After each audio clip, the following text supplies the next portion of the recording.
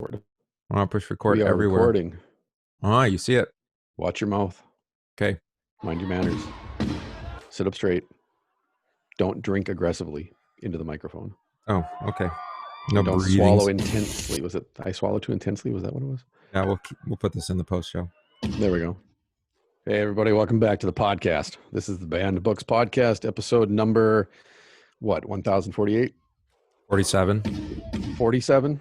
147. Split the difference? 147? Yep. Oh, 147 with Christopher 1,000. Gillespie. We've been going a long time. It's been that kind of a June. It's only June 15th. But that's Christopher Gillespie. Chilling and willing. Brew. Maxing and relaxing. Brewer. You like my espresso cup? Dude, your coffee this month was exceptionally good. It was very good this month. Both bags.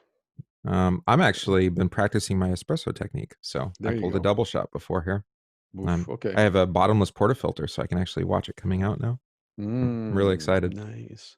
I watched Evan Hafer make Black Rifle coffee in a Yeti Igloo cooler, like a 20-gallon cooler, and he had a giant strainer. I as I was watching it, I knew you would make that face. That's why I had to tell you the story, because I knew you would do that. No, I appreciate the ingenuity. They were out camping. Yeah, sure. And there was like 8-10 guys, and they all wanted his coffee. So he had essentially an enormous strainer, and then got paper that fit inside that. Sure. And he did pour over into a Yeti cooler.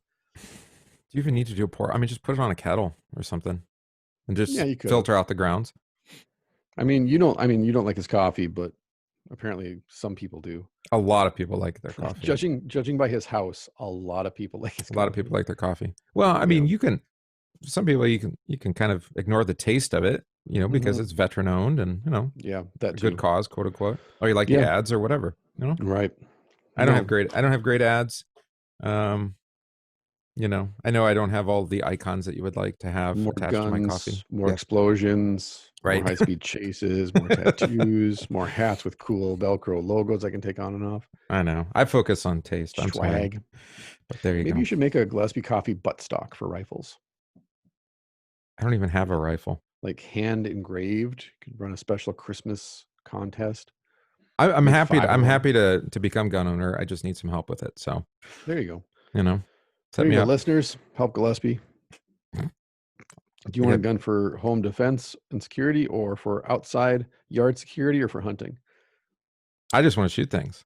Okay, fair enough. Not people, but just things. Cans, targets, whatever. Whatever crosses the front. Yeah, whatever goes through the front yard. I'm in town. I can't do that. So today is June 15th, 2020. We're recording at noon because I had a meeting this morning.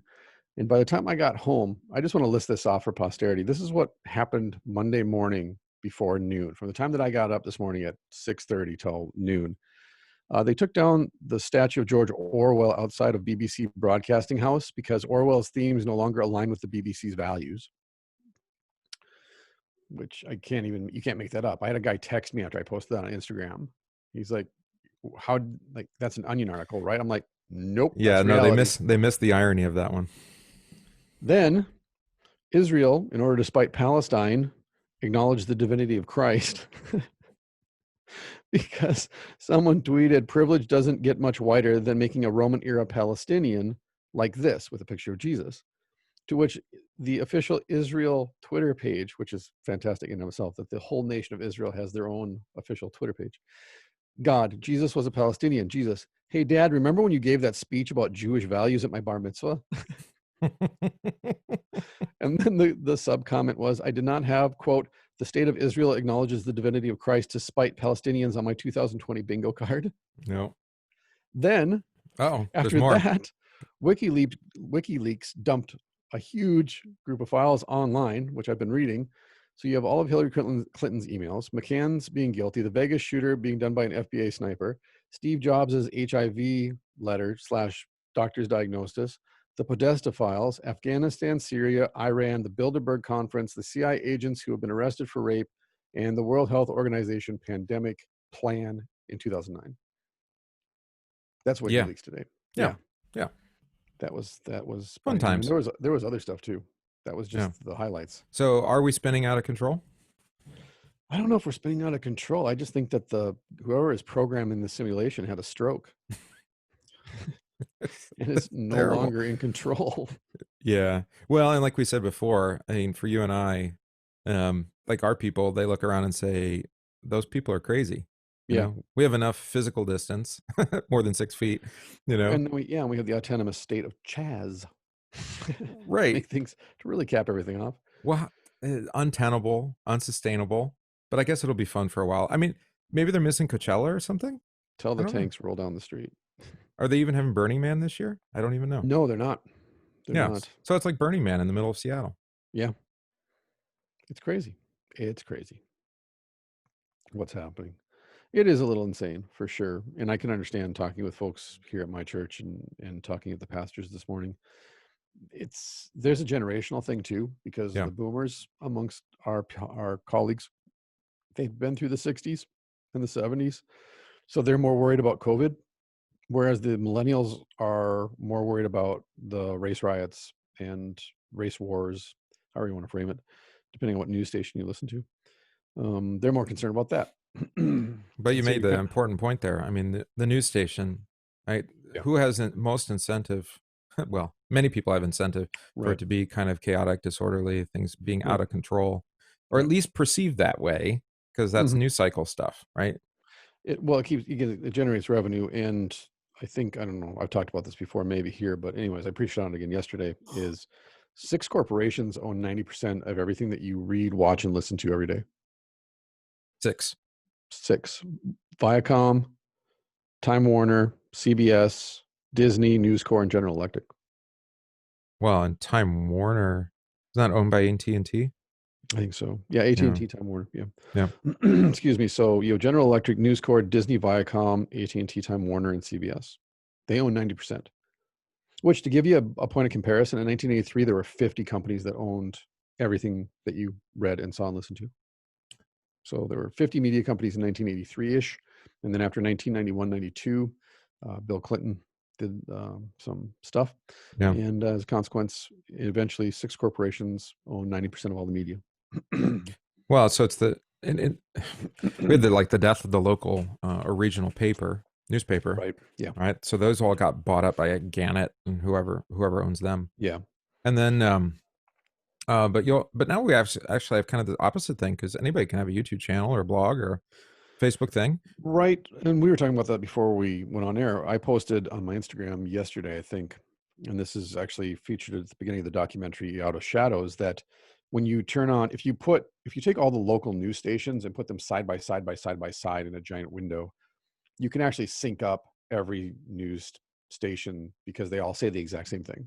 Literally, not even like metaphorically. They are all saying the exact same thing. It's not even just talking points. It's actually scripted. No. Yeah, it's scripted. And so to your point, then building off of that, you have independent news and independent media on YouTube, podcasting.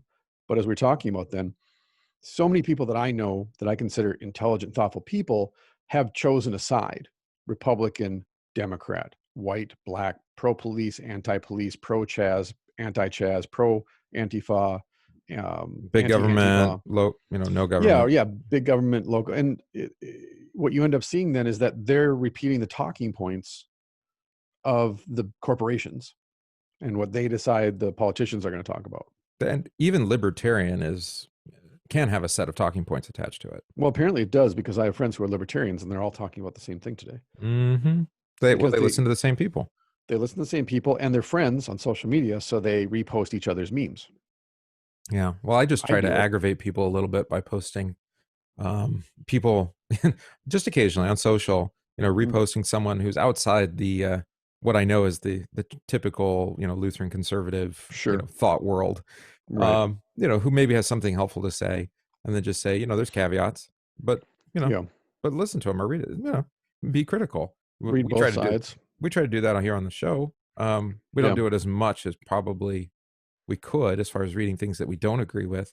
Right. It generally just makes us aggravated. so I'm sympathetic. I think to that point too, because I was talking about this yesterday. We had a kind of impromptu ad hoc council meeting after church yesterday. everything that we did up until March was primarily a matter of convenience as far as the business of the church, scheduling meetings, how you organized Sunday school, confirmation, that kind of thing.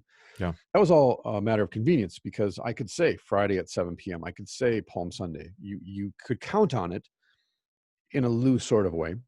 But now I've had to adapt to where my congregation is at or not, and adapt to what's happening day to day, week to week in our state. And so, and the adaptation then I've had to say to my people, then listen, that was convenient to do it that way. We don't have that anymore because I've got people that are afraid. They're just afraid. Yeah. And they don't want to come back to church for that. But at the core of all of it is fear. Well, and, So and then, also, I mean, just on a very simple way, the schedule got disrupted. Right. Yeah. The order of operations, that we Yeah. kind of, I don't know if we put our trust in them, but we certainly, relied upon them just to give us some order and Right. some direction. Yeah. And that they've was fallen one apart. of the things I came in here saying was that what was lacking before I got here, I was the 6th pastor in 8 years at this congregation when I got here 12 years ago. Consistency was the big thing. Like I was going to Right. establish a consistency in the congregation and the polity so that when people came to church, they knew what to expect on Sunday from top to bottom, all the way across. And then you spend 10 to 12 years establishing that kind of consistency and you can count on what's going to happen. And we've talked about this before numerous times, that the catechetical aspect of knowing on Sunday, this is the liturgy, and we're going to have the Lord's Supper, and we're going to have Sunday school, and we're going to have adult Bible study, and the curriculum that we wrote at this church contributes to each of these areas so that we're all kind of traveling the same path. So that by the time we come together as a church in worship, we've read our Bible, we've studied our Bible, we've been catechized, we've had a conversation, and now we're going to come together to worship. Right. And it's especially for kids, I believe, it's important to establish that consistency for them, especially just the consistency of the gospel. Well, and the reason why, you and I use liturgy is that those repeated words set that framework. Right. So that even though the sermon is going to be, unique to each day and the readings and the hymnody even, there is enough of a consistency. Especially families with children. I've been sensitive to that. They know. And also, I mean, I would say being relatively consistent even on how long the service is helpful. It is helpful. And is it necessary? No. I mean, but well, you and I both know this. If sermon's running long, you'll find out. Right. Yeah. The babies will be they'll let you know. You're in the coal mine for sure. It's time to move on, guys. Yes. Yeah. People ask me that too. They're like, hey, you preach short sermons, 8.5, 10.5 minutes. Like what, like, how did you get to that point? And I'm like, well, actually it was the babies. It was the little kids in church, because as we both were taught at seminary, any sermon under 25 minutes, you're not doing your job.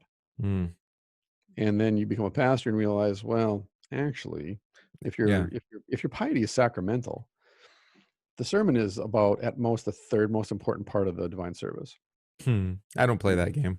So everything's important, but no, it's not. If everything's important, nothing's important, I suppose. Well, I was going to say, Leah called it the imperfect word of God, the sermon, because it's mixed with human words. Yeah, no, that's fair. That's fair. Are perfect because they're Jesus' own words. Let those be the main thing, right? Yeah, exactly. Let baptism and the Lord's Supper be the thing, and then let the sermon be the thing that clears away the flotsam and jetsam. And so to that point then, though, because the media is working overtime as activists for or against the rioting and the protesting and stuff like that. And we've got governors across the board saying stay inside and don't open your businesses because of COVID, and then saying go out and protest. You can protest if you're going to go outside, but you can't go outside to open your businesses, for example. Which that's where we've arrived, in my opinion, is they're so blatantly it just wasn't a thoughtful response based on the data anymore. Or it isn't anymore. Maybe it was at the very beginning. It was a mayor or a governor. I understand. It was thoughtless. But then to see other mayors and governors repeat it from New York all the way to Los Angeles and in between, that's just ludicrous. It's just ludicrous. Yeah.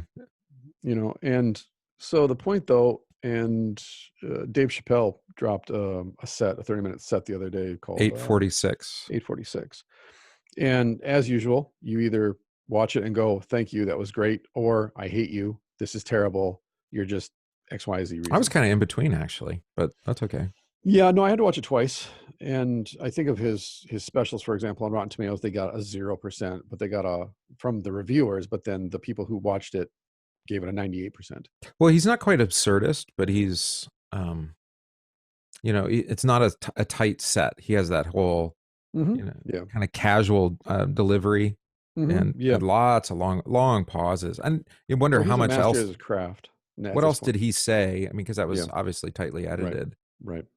to be focused on the George Yeah. Floyd stuff. Yeah. And so, yeah, the first time I watched it, and this is just my take on it, like you said, is if I was more intelligent and better at expressing my thoughts, I would want to speak like him.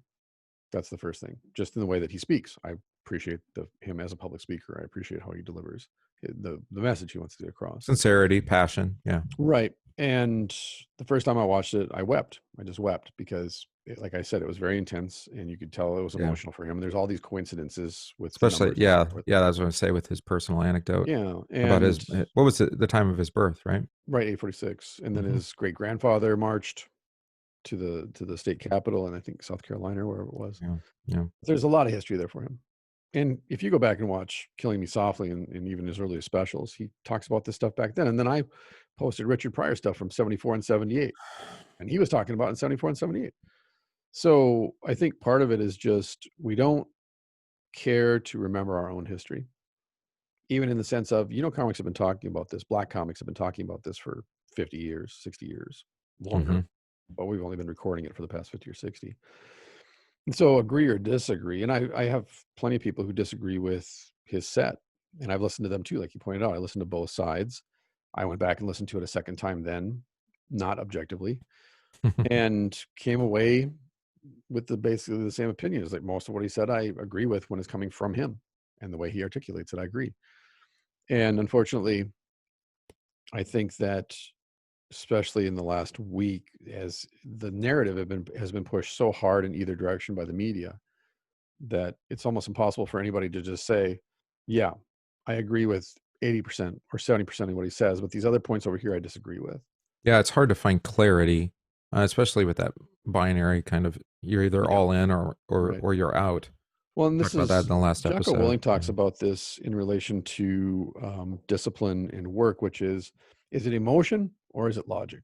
And his point is it's logic until you can't push, you just run out of, like, you can't push yourself any further, and then you go to emotion. Am I going to exercise? Do I need to exercise? Yes. Right. Yes. But then when you're in the middle of it and it's hard, that's when you switch over to rage or anger or that whatever you need to do to get that last mile or lift to that do what last is right and good. Yeah. Right. But you don't feel it. So for him, it's both, and it's just understanding the dichotomy of like when to employ discipline and logic, and when and rationality, and when do you employ feelings and that and emotion. And I bring that up because I have friends, they're all just emotional, emoting, feeling, and you people are uncaring and you're racist because all you care about are these facts, etc. But then the other side, all they want to do is argue facts. Yeah. And they say your feelings, facts don't care about your feelings. And so with the polarization though on both sides, they just go deeper and deeper into more and more facts and Entrenched. more Yeah. strongly emotive statements. Yeah, they become entrenched. And I'm sitting here saying, we can benefit from both sides. Right. Like, you people need to listen to the facts and stop crying and screaming in people's faces. And you need to empathize with something that's never happened to you before and understand their house is on fire. And yes, all houses are important to their owners. But right now, this house is on fire and we need to address this. We need to put this fire out. Well, I was thinking about this in regards to the police, and people have said, well, they just need better training. I'm like, okay, that's probably true. I mean, they're not trained. We talked about that, not being trained well in hand to hand and defensive arts and that kind of thing, restraint, and doing it, in a safe way. Apparently, somebody wants to ban chokeholds entirely. Which some cities have, I thought. Is that true? Okay. Yeah, some areas have banned chokeholds. The problem is that a police officer, you're not a purely logical person, right? You can't just respond instinctually to every event.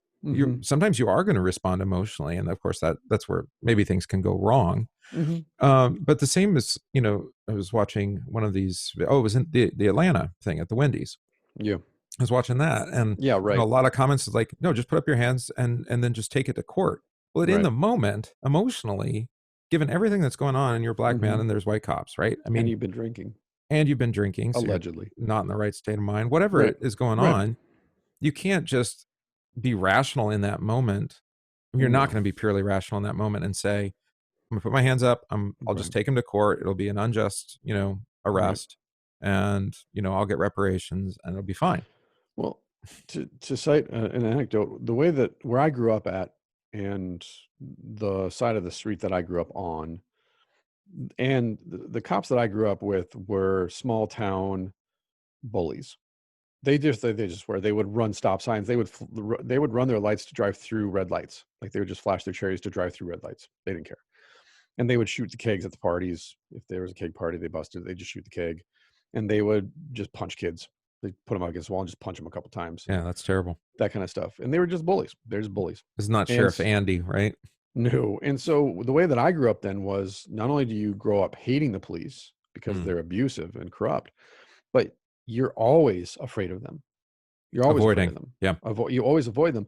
So even to this day, then, even though as a pastor I have relationships with the police in my area, if I'm pulled over without my collar on, which I can't remember the last time I was actually pulled over, but every time I go by a cop like I did this morning, I get emotional because you get that anxiety, you get that anxiousness of like, look in your rear view, watch for the flashers. Yeah, it's ingrained in me.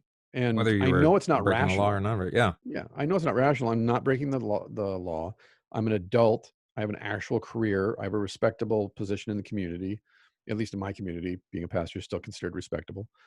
And so I don't have anything to be afraid of.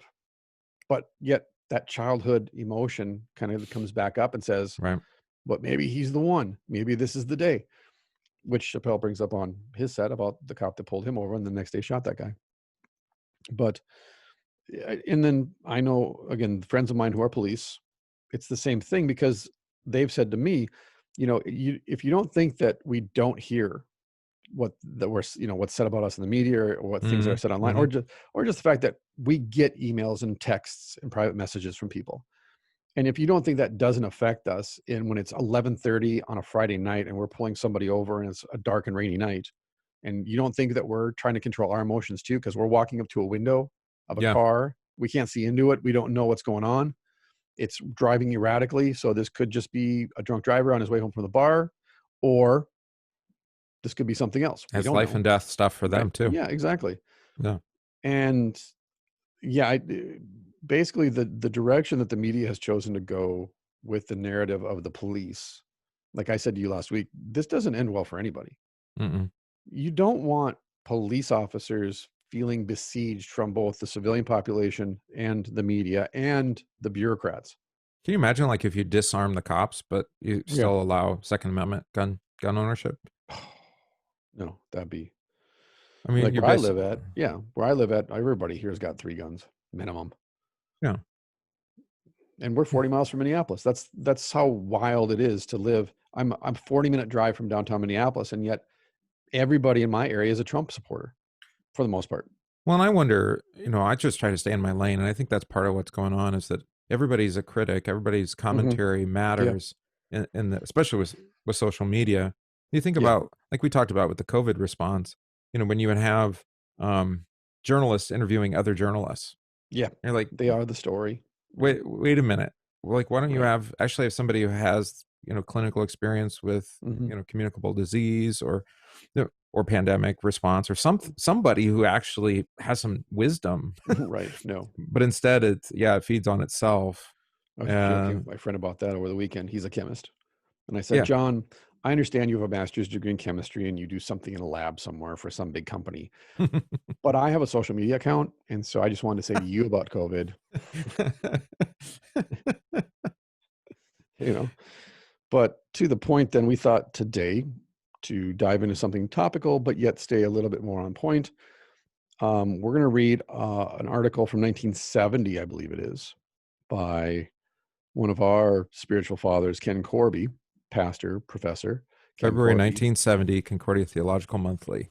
There you go. And he wrote on racism, basically. It's on the racial issue, as they called it in 1970. But something that we talked about this morning then with the pastors, I said I would like a conversation, a roundtable about this topic in our circuit, because like I've said to you before, I think we have an opportunity as a church right now to really make a statement, not to exploit current events for our benefit, but also not to shut the doors and lock ourselves inside and we'll just wait till it's over, but to really preach into this in a concrete and real way, and to say, yeah, this is what the wrath of God actually looks like. Yeah, I was going to say, we actually have the truth on our side, and we have the opportunity to speak truth to everything else that's happening. Which I'm not saying that there aren't many valid perspectives, right? But that's not the same as truth. Mm-hmm. And that's kind of a difficult. Capital the truth. Yeah, the truth, meaning Jesus. You know, that's not a real popular thing to say these days. You know, because the cops were right, or you know, the guy they shot was right, and you're like, actually, maybe they were both wrong. Yeah. You don't pull your taser and point it at a cop. Pull the cop's taser, point it at some. I mean, in the dark, it's like that's not good. But don't shoot a guy who's got a taser. I mean, that's not good either. There were a lot of mistakes to go around. Well, I sent you that Ryan Long video. Shout out to comedian Ryan Long about how he takes a piece of film and he edits it in such a way that he can sell half of it to CNN and the other half to Fox News. Right. It's fantastic. We'll post a link to it. But that's the problem that we have, is that we can watch, like, the news will take a piece of video, chop it up and edit it to make their point. Right. And then the other station will take the exact same video and chop it up and edit it to prove their point.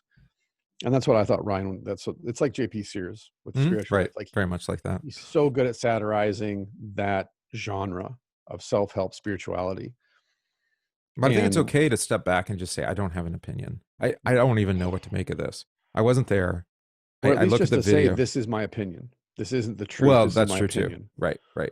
And say, from what I see, this is what I see in this. Right. Yeah. And am I right or wrong? I don't know. What's the jury gonna say? We don't know. We don't know. Right.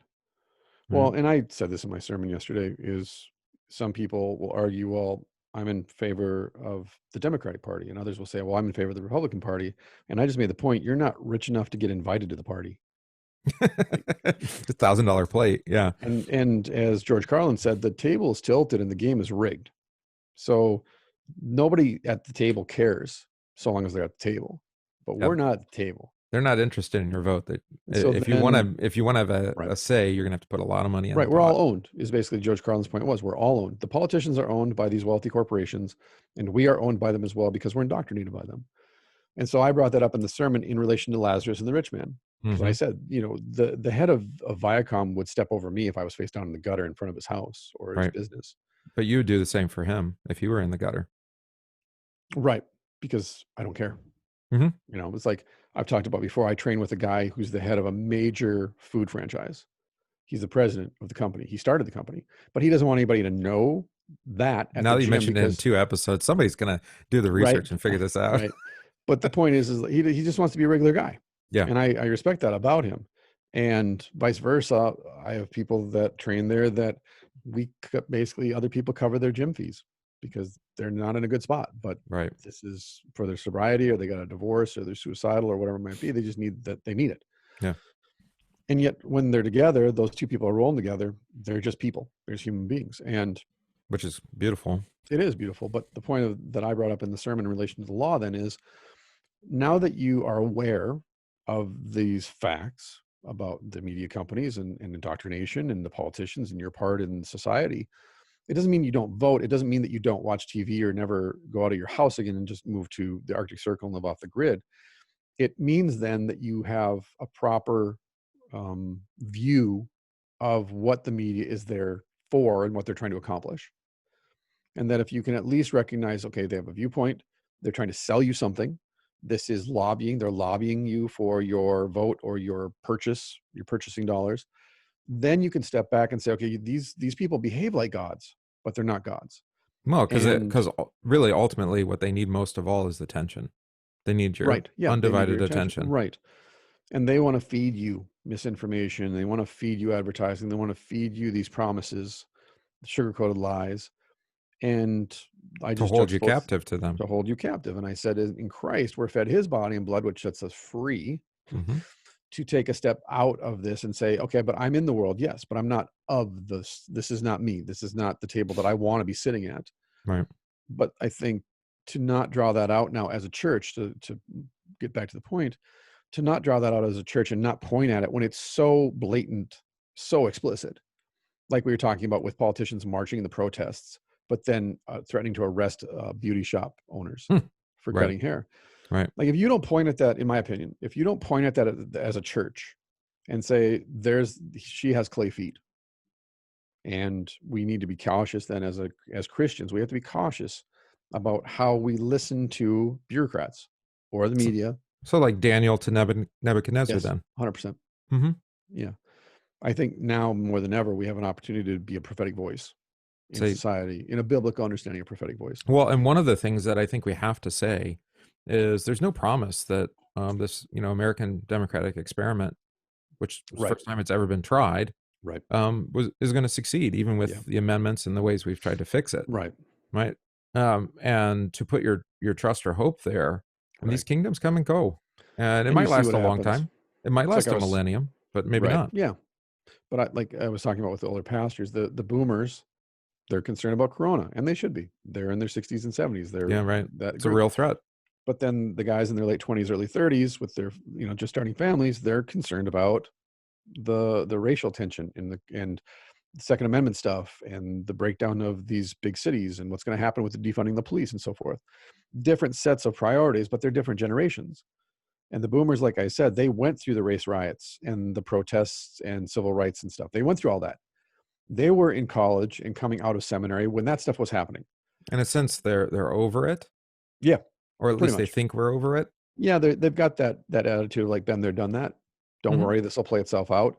But then the younger people, of course, are the opposite. And like I said, then just be understanding that you had to go through this, and now it's their time to go through this. And it just, no one ever thinks that when they're born, it's like I think about people born in the late 1800s. Did they really think that they're going to be in their 60s when the Depression hit? No, of course not. Did they think there was ever going to be a world war, let alone two? No, of course not. So when the 60s popped off, how many people that were just in high school in, let's say, 1962, 63, thought by the end of the decade, this was going to be the world, right? Nobody, other than McNamara and a few people at the Pentagon. Right. But nonetheless, you look at our generation then and the amount of leisure and privilege that we've all enjoyed in this country for a relatively long time when you think about it. And you and I can think back to the early 90s when we were. I was going to say, but we can remember back to before the end of the Cold War. Yeah, when exactly. We were still seeing videos of like duck and cover. Yeah. Preparing for like missile attack. You're like, I can't even. I imagine my children can't fathom the idea of like people are going to send missiles and attack us. We're like impenetrable here in the middle of the Midwest. Well, no, actually, my teachers. So my elementary school teachers, they were all Vietnam era adults. So they served in Vietnam. They dodged the draft. They marched for civil rights. They were arrested. They were tear gassed. These are the people who taught me not to be a racist and to not trust the government or institutions. Ironically, in public school, that's what I learned. Because they lived through it. And so for them, they became teachers to reform the system, so to speak. And they introduced me to stuff that today, if you look back, you're like, wow, I had an amazing public school education, actually. Like, well, and I think it's almost like a dialectic. We move back and forth. Yeah. And that it shifts and we're kind of shifting back, Yeah, my kids' education is ridiculously bad. Well, and maybe what happens is we become complacent. 100%. And then we don't, there's no continual, critique and reform. I'm not saying everything has to be reformed, but sometimes the reform is to go back to what was. We talked about this yesterday. It's never being satisfied with good enough. Right. And recognizing that good enough means I'm just meh, whatever. Means it's dead, just whatever. Really. Yeah, basically. And I actually said this on the podcast this past Saturday, the Warrior Priest podcast, is what I realized talking with a friend of mine on Saturday is my generation got complacent. We got complacent because I was raised with things like Brown Eyes, Blue Eyes and the Stanford Prison Experiment. I was raised by Sesame Street back when it was actually good, that you have paint, I have brushes, he has paper, let's cooperate and make art. I grew up with this stuff. And Mr. Rogers, exactly. Mr. Rogers, the electric company. and my dad went to Vietnam, essentially a cultural racist because he grew up in north central Minnesota, learned about life in Vietnam twice, came back, raised me a certain way then to not be a racist or a bigot, raised me to think for myself and question everything and help other people. And I saw that with Gen Xers when we were in college. We were very DIY and very activistic locally. I had a lot of friends in AmeriCorps, for example. And what's the one where you build homes? Homes for the Habitat for Humanity. Thank you. Like we just did that after college. Like it was just what you did. You just did it. We actually, all of my friends, every friend in my peer group at college when we graduated, we all went to work in group homes with mentally handicapped people. All of us. Like it was just like we all just decided, like, if we're going to do something worthwhile with not the degree that we got, let's do this. Wow. But like I said to my friend who's a millennial, I said, talking with him about Chapelle, I realized, I hadn't realized how complacent my generation has been then in relation to racism, because specifically, because for me, it was never an issue. Like it just wasn't an issue. It was stupid. Like nobody I knew, and even the people at college who were overtly racists, it was just kind of like, that one person over there is a racist. Yeah. Well, I went to high school. I think when I graduated, I think we were up to about 1,400. And I think there was one black family. Yeah. For example. Yeah. So, I mean, it just wasn't, we weren't exposed to it. I was never going to even listen to hip hop, for example. Right. And at that point, because it wasn't really a mainstream genre. I mean, maybe I listened to like Beastie Boys or something, but that's, those are white guys. Anyway. Yeah. There was no exposure. And so it wasn't I didn't even meet a Jewish person until college. Well, I did have a friend that was that way, but he was that way. He was that way. Well, but nominally Jew, actually a couple. But just nominally Jew. So I'm not really exposed to like actual, religious Judaism. But regardless, I mean, it was like, you're not exposed to it. You don't have it, but you're also not prepared to deal with it when you're faced with what happens when when you're the minority, for example. Well, I think it's easy to get complacent, to point back at my finger at myself, because I'm surrounded by people of different creeds and skin colors and genders all the time. Yeah. So when someone's like, "You're a racist," I'm like, "Wait, I am? When did this happen? Like, why didn't anybody tell me amongst all of my different friends who are all different colors from different countries?" Well, I think that's the point, though, isn't it? As soon as you start distinguishing, making, and even I use that word minority. I mean, that is an inherently racist term. You're saying that there are majorities and minorities. You're saying there is a distinction. Well, of course there's distinction. Well, who's making those distinctions? Right. And on what basis? I mean, you can have class distinctions, right? Economic ones. You can have obviously racial ones. You could have religious ones. I mean, you could be a religious minority. Right. And all of those, I think that's the thing with racism in particular, is that it, it's just a particular kind of tribalism. We've talked a lot about tribalism. Yeah. Especially in like a religious way. And the challenges with that tribal instinct, well, that is inherent to us. Right. It is. When I was in Guatemala, it's Cain and Abel, isn't it? It's Cain and Abel. Exactly. I have friends from Africa. They do it in Africa. I've had friends from India. You want to talk about racists? Go to India. Well, they have the caste system too. Exactly. That's what I'm saying. Like, this goes back thousands of years. And I was in a conversation about a month ago with my friend Brittany about this, because she's like, what do you think about people who say that I don't see color? I'm like, I see your color. I think you're beautiful. I think that's the kind of the point. Like, God made you that color. Like, God used the whole palette. But I mean, there's almost a danger in even saying that now. You're like, well, but now you're pointing out something that's distinct. And how dare you? As a Christian, I am, because she's my Christian sister. So I'm like, you're black. I think you're beautiful, because God used like when I was in art school and someone was essentially just being intellectually lazy, they'd use 13 colors, shades of white on a painting. Yeah, we talked about that. Well, that's a statement about X, Y, and Z, right?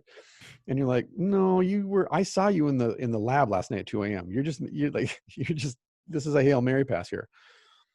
Versus somebody who understands how to use color and light and composition. Did you see the article about, I got reposted, and I think I sent it to you years ago. It was 2017, maybe it was when it was printed. It was from a cinematographer talking about how everything they learned was how to light fair-skinned people. Right. But to light people that have darker colored skin, it doesn't just have to be, African origin. It could be, Eastern or whatever, that it's very different. The colors that you use, right? The kind of makeup you would put on the skin, that it's different. But in film school, they weren't even trained how to do that. Right. I think now, think about some, distinctly, shows, with a lot of darker skinned folks. What, it was Luke Cage. Luke Cage, yeah. Yeah, I mean, you didn't have to like the story or anything like that, but really a beautiful show as far as the way that rather than it just being all dark, it was a very dark show, and yet there was a lot of great use of color and light. But there was a case where nobody was being taught how to do that, and they had to figure it out. Yeah. So then we're going to dive into a theological opinion on the racial issue by Kenneth Korby called Different Ministries, Different Means, One God. Korby writes, consideration of the racial issue in the context of social reform has often been marked by a profound confusion of the law and the gospel. As a result, rather ill-defined issues have been confounded by a darkening of the light itself, to your point. The law has not been used lawfully. The gospel has not been employed evangelically, which is an important point for those of you listening. The law needs to be used lawfully, not to gum you to death, not to give you something that you can do, like an exercise, but law, preached lawfully, will kill you. Yeah, not just you, everybody. Everybody. It will accuse you, it will shut you up, and it will kill you. And the gospel preached evangelically will raise you from the dead. In fact, that's what you should, if you want to express a feeling after a sermon, you should say, I feel like I just got raised from the dead. That would be, I think, a good statement to say to your pastor coming out of church on Sunday. Would definitely appreciate that one. Pastor, I felt like I was raised from the dead with that sermon after it killed me. The church in relation to culture has been seen as a quote unquote statue of liberty that bears the torch of social reform, holding it high in the air as she leads mankind to a better society. We talked about this in the episode last week with Freeman, the violence of modernity and the danger of the church getting involved in the fixing the world business. It is a danger. She has been viewed, the Statue of Liberty has been viewed as the conscience of society, speaking her word to the issues of racial prejudice and inequality, so that the gospel becomes not only the dynamic of social reform, but also its pattern, means, and goal. I was going to mention this when we were having the conversation about, the church. This is an opportunity for the church to speak, but how we speak, I think, is going to be really important. What's that theological tradition that has to do with liberty in particular? What am I thinking of? Oh, liberation theology, right? Yeah, liberation theology. Yeah, and that's 20th century idea, but it was basically the idea that the gospel sets you free from racial injustice, right? Yes, yeah. In particular, like Gustavo Gutierrez was a big kind of the OG of liberation theology. The Boff brothers, BOFF, the Boff brothers, others. Yes, that was very popular in the 60s and 70s. It got enculturated in the 80s, and by the time I was there at the end of the 90s, beginning of the 2000s, it was just the language. I made this comment on a podcast the other day. You'd hear a sermon in a Roman Catholic church, for example, in the mountains of Guatemala, and a lot of biblical imagery, a lot of biblical quotes, but then you'd say towards, somewhere you'd be like, oh, this is communist doctrine. Okay. And that's something. Okay. Yeah. Because it's like, well, Jesus was a communist. No, he wasn't. Well, that's Acts 2, right?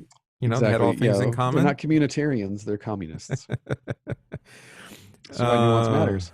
The point then is that, yes, the social gospel, as it's come to be called, which is essentially a like warming up of the leftovers of liberation theology, in my opinion, is just that. It's a social gospel. It's pietism, but bent toward social reform. It's moralistic reform. Yeah. And I think this is the danger of saying something like, well, we want a Christian in the White House, right? Right. Like, well, okay. I mean, I'm not going to complain. A faithful Christian in the White House, that might be a good thing for us. He had one. He didn't work out. That's true. But I'm thinking more in terms of what's Luther's line about better a righteous Turk than a righteous Turk than a stupid Christian. Basically, yeah. I think that's the paraphrase. And the point being is that you can take the scriptures, namely the Old Testament, more so than the New Testament. But I think you could take the New Testament too, in Jesus' words, and try to like extract from it political theory, political principles. Absolutely. And that might actually go pretty well. I mean, that's the American experiment. Is you've got these, Jefferson pulled out basically the morality of the scriptures and used that. Well, so did the French, to kind of guide their structure. But it was really, well, I guess it was deist, but the deism was the morality, right? The Judeo-Christian ethic, the Protestant work ethic. Well, and it, I would say it's pretty successful now that we've lost a fair portion of that. We've lost the underpinning, the moral underpinning, that civil government needs. Fine, right? But that's not the church. That's not the work of the church, and it isn't, and it isn't the gospel either. Well, far too many bureaucrats have used Christianity as a cover. What do you mean, like standing out in front of a church with a Bible in your hand? Yeah. Okay. That used to happen. For a photo op, yeah, maybe. Once upon a time, long ago. But I was thinking about this too before we get in deeper into this introduction by Korby. You see this in revivalist preaching back in the 1800s that we've read about too, because it is primarily in moralistic reform. Right. And stop drinking, right. But you not only hear the gospel of Jesus Christ, repent and believe, but here's how you repent and believe. Towards moral reform. We talked about this. There's apocalyptic reform, charismatic reform, and moral reform. Luther was a charismatic reformer, slightly apocalyptic, but primarily charismatic. But then you had apocalyptic reformers. Those are the people who are like, sell everything you have because on March 20th, 1984, Jesus is coming back. Right. And they create those little communes so that when Jesus does come back, everything will look perfect and he'll take you. Yeah. And so the danger then of the social gospel is it preaches neither the law lawfully or the gospel evangelically. It essentially just co-opts the language of the gospel. And it becomes a new law. Yeah, it just panders to the listener to try and manipulate them in a direction politically or sociologically. Well, and for example, peace, right? Does the gospel give peace? The forgiveness of sins give peace? Yes, of course, between God and man, right? Yeah. Can forgiveness restore broken relationships between one another? Sure can, right? Yeah. Can the state forgive sins? No. Not only is it not their job, but they have no power to, right? And actually, if they do that, they're not even preaching the law. I mean, they are given to preach the law in a way, right? They're not even being lawful then. Yes. Like if you're never actually going to incarcerate people who have been have criminal activity. Right. What was the article I saw this morning? They keep rearresting the same people because they can't hold them. Right, on bail for violating the shelter at home order. Yeah, because the bail is zero. Well, it's because they can't have COVID outbreaks in a jail. Okay. Well, there was a guy out in LA. He got arrested like 3 or 4 times in one day on purpose. So at what point does he just say I think the law is actually not even lawful anymore? Right. No, 100%. Just do whatever I want. Which is the debate about constitutionality of executive orders regarding shelter at home and so forth. Is can you engage in civil disobedience if the people you are engaged against aren't even being civil? Yeah. It's a strange thing, or that no executive order can supersede the Constitution. And then they all did that, and we sued. Our church body sued my governor. And that's still in court because, well, the Supreme Court in Minnesota is stacked pretty heavy in one direction politically. In my state, it was the legislature sued the governor, but yeah. Right. And again, in my state, we are the California of the Midwest. So therefore, both my governor and the legislature and both mayors of St. Paul, Minneapolis, and the attorney general are Democrats. Yeah. So good luck. The point being, though, keep each, what does Luther call them? Estate? No, not estate. The orders, right? Yeah, orders. Let the civil government be the law bearers. The church has responsible to preach the theological use of the law, of course. Right. And but the state can't forgive sins. That's the church's job. Well, think about it from this other side too. Like St. Augustine, for example, at the time that he was bishop in Hippo in North Africa, the African bishops were the most powerful contingent of bishops in the Mediterranean. Alexandria. And, So when St. Augustine says to the Pope in Rome, you're going to send an army down here to squash the Donatists, they have to. In fact, the Pope says no. And Augustine says, if you don't, we're leaving. Like the African church is just going to leave. But P.S., you don't get our money anymore. And then the Roman bishop of Rome, the Pope, said, send the army in, crush the Donatists. That's a confusion of what we call the two kingdoms, a confusion of the orders. Likewise, in the Middle Ages, you have depictions of Jesus with a sword coming out of his mouth. Yeah, right. But you also have the Holy Roman Emperor, who is holy and Roman and an emperor, like Charlemagne. You know what the basis of that doctrine is? I remember this from my early church history. Which you know what text they used to justify? I do, but what is it? It's in the upper room right before they go to Gethsemane. And is it? Yeah, and it's Peter. Peter says, Peter, what does Jesus say? Jesus says something about a sword, and Peter says, we've got two, and Jesus says it's enough. And so that's the basis for the Pope holding two swords. Perfect. Right. Or, very simply put, let's say you have two Lutheran church bodies, and one sues the governor and opens their churches, and the other one condemns the opposite Lutheran body for doing that and takes the side of the governor. Now, are the Democratic Lutherans, are they the true Christians, or are the Republican Lutherans the true Christians? And then what about me, who's like, I don't play for your teams. Like, I refuse to play for your teams. I'm not answering that question. But this is what it comes down to, though, practically on a local level, is if you decide, well, if you're of this political stripe, you're a Christian. And if you're not, like you said, let's say you have a corrupt mayor, for example, or just a mayor who uses Christianity or Judaism or Islam as an excuse to get basically the position of mayor. And then you start giving favors then to those people at your church or your mosque or your temple. And then you start all of a sudden marking out the other people who oppose that as the enemy. Yeah. Now you not only have like you said, not only do you have a confusion of the theological understanding of law and gospel, but now you've given up the lawful use of the civil law as well, because you're playing cronyism. Right. So it may seem like an abstract thing, but when you boil it down to just, as I've been asked as a pastor before, and I've talked about this on the show, I've had people come to my church and ask me if they have to be on a certain political team to be a member of my church, because at the last congregation they belonged to, they actually were told they had to be. Yeah. And you could say, let your conscience be your guide, but that it has to be the conscience that's informed by God's word. Right. Right. And but that doesn't, I think it's kind of like we were talking about with COVID, with risk assessment. It's the same thing with political affiliation, is that you make a choice based upon whatever the priorities are for you or for your neighbor today. Right.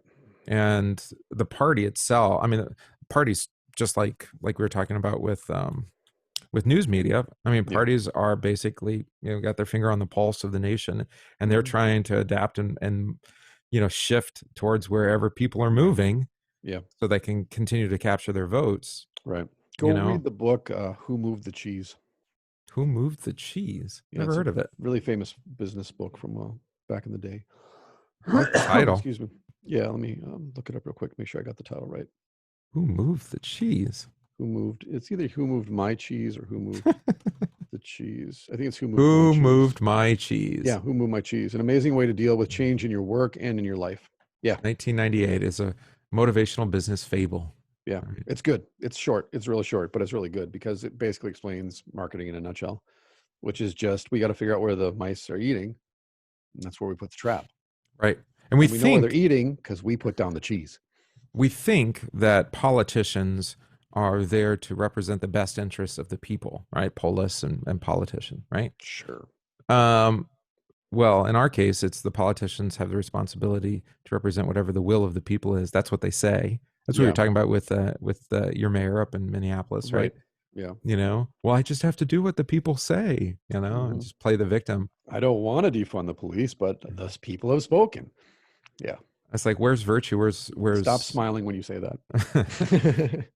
Where's being, well, you need that moral underpinning, I suppose. Right. And that's what's lacking there. Yeah. Yep. So back to Korby then, such notions of the church and her relation to social reform reflect a confusion of the law and the gospel. Neither is spoken clearly. This, in turn, means that issues have been theologically ill-defined. Resources have been negated, insofar as their use is concerned, and action has been misdirected. Issues were not originally racial, or issues that were not originally racial, have been belabored without prospect of solution. affording no comfort to those involved, or else having remained hidden, only to torment and frustrate those involved in them. We talk about systematic. The hidden God. Yeah. It's been around, and we actually haven't addressed it. Right. Never mind civil rights movement. That wasn't enough. Right.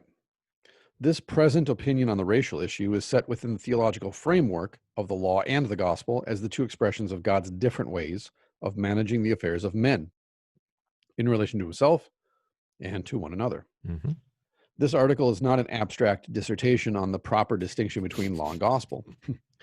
Oof, that's a shot. If you're a Lutheran, that's a pretty heavy dig. Shot. Yeah. Nor is it a defense of the two kingdom doctrine. It is an exercise in both. Its primary concern is to preserve the gospel of salvation as gospel, and to conserve the life of the church as her members live in society and have their part in the formation and reformation of that society.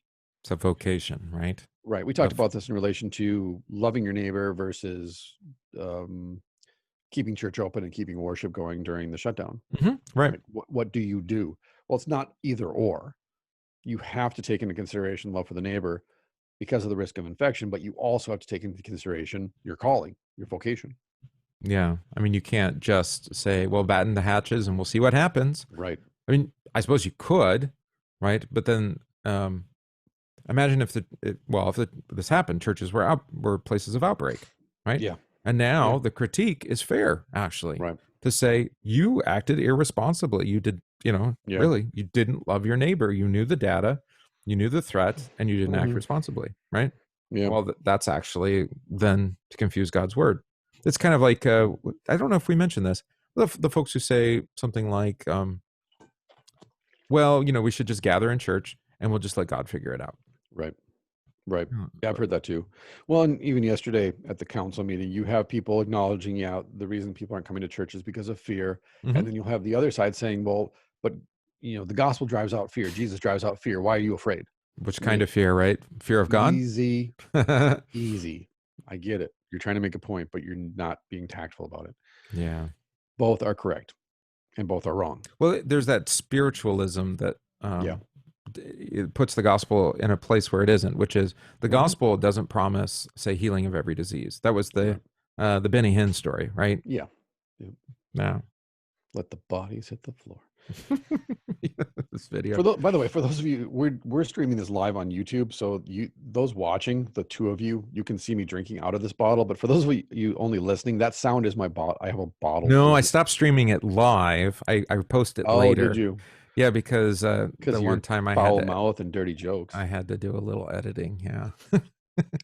So anyways, if you think I was drinking aggressively under normal circumstances, I've been pulling on this bottle for most of this recording. So sorry, not sorry, but no, not really. At least you know what it is.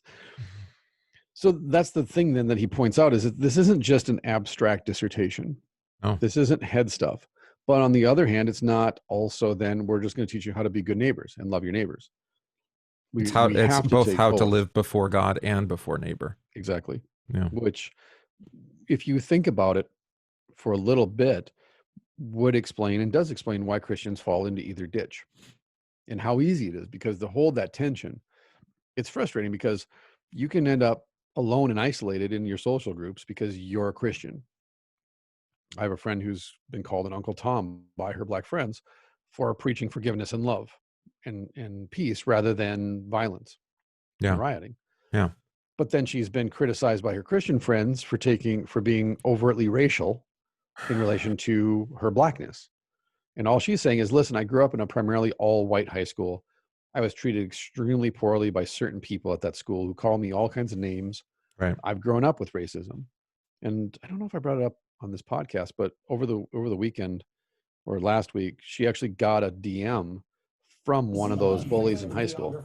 What is that? How to sell protest footage. All right, keep going. Yes, Ryan Long. And so she's getting it from both sides. Yep. And what's unfortunate is that she's getting it from the Christian side. And yet that's been useful and helpful for both of us because then we've had this conversation. Right. That it is a matter of doctrine for sure and God's word. What does God's word say? But then how does that word translate itself into your vocation? And then what do you do when you face opposition from both sides, socially and theologically, in the church and outside the church, so that all of a sudden now you feel like a person without a home. I was going to say, just check out. Yeah, that's the temptation, is just to say, I'm just going to stay home. Yeah, just stay out of it all. I'll just make my own church. Maybe. Or just gather around a small group of people that I know share my values and my ideas. This is a compelling argument. That's confusion of law and gospel. I mean, we don't usually apply it in a practical way, to an actual situation. Yeah, I can definitely, this past month then, when I made the choice rhetorically to change the way that I preach and be much more pointed and sharp about the specificity of law and gospel and the realness of it, and just call it out and point at it and say, that's the law, that's Satan, that's God's wrath, that's the gospel, that's Jesus. The dichotomy there is, I am not sure that what I'm saying is true. I'm going on faith, but I'm saying it because I do believe it's true. That's why I wouldn't say it if I didn't believe it was true. But right. I still, again, I'm standing there called to speak on, God's word and to preach to his flock. And so I think there's always that insecurity of like, I hope this is true, because I'm a human being and I can only speak out of the information that I have, no matter how good that information is or valid. Well, and especially since we were locked down for so long, it's hard to know where the people are, where's their mind, because they haven't been with, been with us, not in a physical sense anyway, for so long. It's like, I don't even know how this is going to be received, because I don't have my ear to the ground like I did. I just couldn't. And the other side of this then is that you're creating attention, because you're pointing at something and go, look at this. What I'm saying is true. You've put faith in this thing that's not a God. And that is a difficult way to walk. Like we were in Psalm 119, 1-8 yesterday. Blessed are those who are, in the way of the Lord. Well, Jesus says, I am the way. So really it's the Jesus. Like if you are, blessed are you if you are in the Jesus, the way. If you're in Jesus, you're blessed. Right. So it's not so much about finding your own way or finding your own, carving your own path or whatever like that. But when John the baptizer says, make straight the way in the wilderness, he is specifically referring to Jesus. Both of Jesus and for Jesus. Right. And so if you read them, like the minor prophets, for example, or even Jeremiah, but the minor prophets in particular, like Zephaniah, Amos, they preach at injustice and they name it. And they point and go, there it is, it's right there. You're selling each other for shoes, and or as you mentioned, our gospel text, Lazarus, and the poor man, Lazarus, the poor man, and the rich man. It's like, is there injustice in that text? Yeah, it's 100%. Fairly obvious. Yeah, there's social injustice. There's also theological injustice. That's kind of the rich man's argument at the end is, well, this isn't fair. At least let me go to my brothers. Let me go to my family. Yeah, okay, I messed up, but these other guys should be able to get off. I should let my brothers off the hook. Yeah. And then he says, it's kind of have Moses. They have Moses and the prophets, meaning they've got the law. Yeah, they know better. They know better. And that's the agony of hell. The hell of hell is it wouldn't do any good. Isn't that incredible with the rich man? I mean, he doesn't even, he knows he's without excuse. And that was the pointedness at the end of the sermon then, is to hold to that tension that Jesus doesn't let the rich man off the hook at the end of that parable. He doesn't say, well, in the end, we're all saved. But the rich man doesn't even try to get off the hook. No, he knows. No. He knows he neglected him. He sees Lazarus. And so can you carry that sermon all the way to the end and say, at the last day, here's the reward? He's like, these people who act like gods on this earth have already received their rewards and they're doomed. Jesus did say that. Yeah. And then to those who are exploited and those who are abused by these corporations for their own benefit, you are a baptized child of God. This goes back to liberation theology, by the way. Your suffering is not salvific. No. And this is a Roman Catholic teaching. It is. Teaching. It's like purgatory. That's where liberation theology got it from. It's a purgatory on this earth now. It's not even like an esoteric, like after otherworldly purgatory. You're being refined by fire. Yeah. And so like in going back to Guatemala, Nicaragua, El Salvador in the 80s and 90s, you have this Marxist government, this dictatorship, they're committing genocide against their own people. Hey, but don't worry about it, because that suffering, God sees your suffering like he saw Israel suffering in Egypt. That's how you draw this out. and God sees you, and you are the blessed of God. You are the blessed in the Beatitudes. He sees you. And if you read something like The Crucified God by Jürgen Moltmann, who was really turned on by liberation theology and rolled it up into the Lutheran teaching on the theology of the cross, Moltmann essentially says that Jesus' suffering is what is truly salvific. And therefore, our suffering in the name of Jesus ultimately is salvific. So if you don't suffer, you're never going to quite be sure if you're saved or if you're the rich man. Right. And whereas the wealth or lack of isn't really the point at all anyway. It's faith in Christ. Well, which is really interesting because you're pointing at material wealth and then drawing out that there's no spiritual wealth then because they're materially wealthy. Which is no, but that's true. I mean, Jesus does warn about that. Right. When you've got it all together, there's a spiritual danger there of failing to see your need for true riches, Jesus. On the other hand, being poor doesn't make you like necessarily more aspire towards hearing the gospel or blessed. Exactly. Yeah. And I think that's always then going back to what we said, that's the tension there. That's the temptation though, to slip one way or the other. Yeah. Because when you're poor, that's good news. Being told that you're a victim, being told that you're being exploited and abused, being told that, you know what, life sucks, but when you die, you're going to a place that's so much better than anything you can imagine. And by the way, those people that kill you, they're going to hell and they're going to rot forever. So they're going to get a kind of justice that you're going to really enjoy when you get to heaven. Wow. Yeah, that's terribly confused. It is. And yet, like I said, when I was down there in my mid-20s, it's very appealing to me because it speaks to me as someone who grew up in poverty. Well, it seems practical and real. I mean, yes, it does, because you're there and you obviously have sympathy for these people because they're suffering horribly. There's got to be a reason, right? Right. And you chose to go into that suffering and join them in their suffering. So you're preaching to yourself as much as you're preaching to them. No, you'll get some kind of overflow benefit from that, right? And especially in a tribal culture or an extended family tradition, you definitely want to be brought in. Like I've talked about when I lived in Mexico, once I was made a part of the community by the doctor giving me his last name, I enjoyed privileges that no other volunteer did. So it's not just suffering together, but it's also benefiting together. 100%. You are a part of that community. So you share that common goal, you share that common struggle, you're a part of this and you feel a part of it, you're accepted.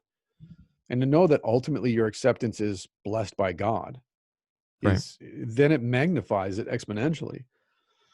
So imagine then that your skin color then in relation to the topic Korby is going after, your skin color actually gives you a leg up in relation to God, whatever your skin color is, because it's both sides.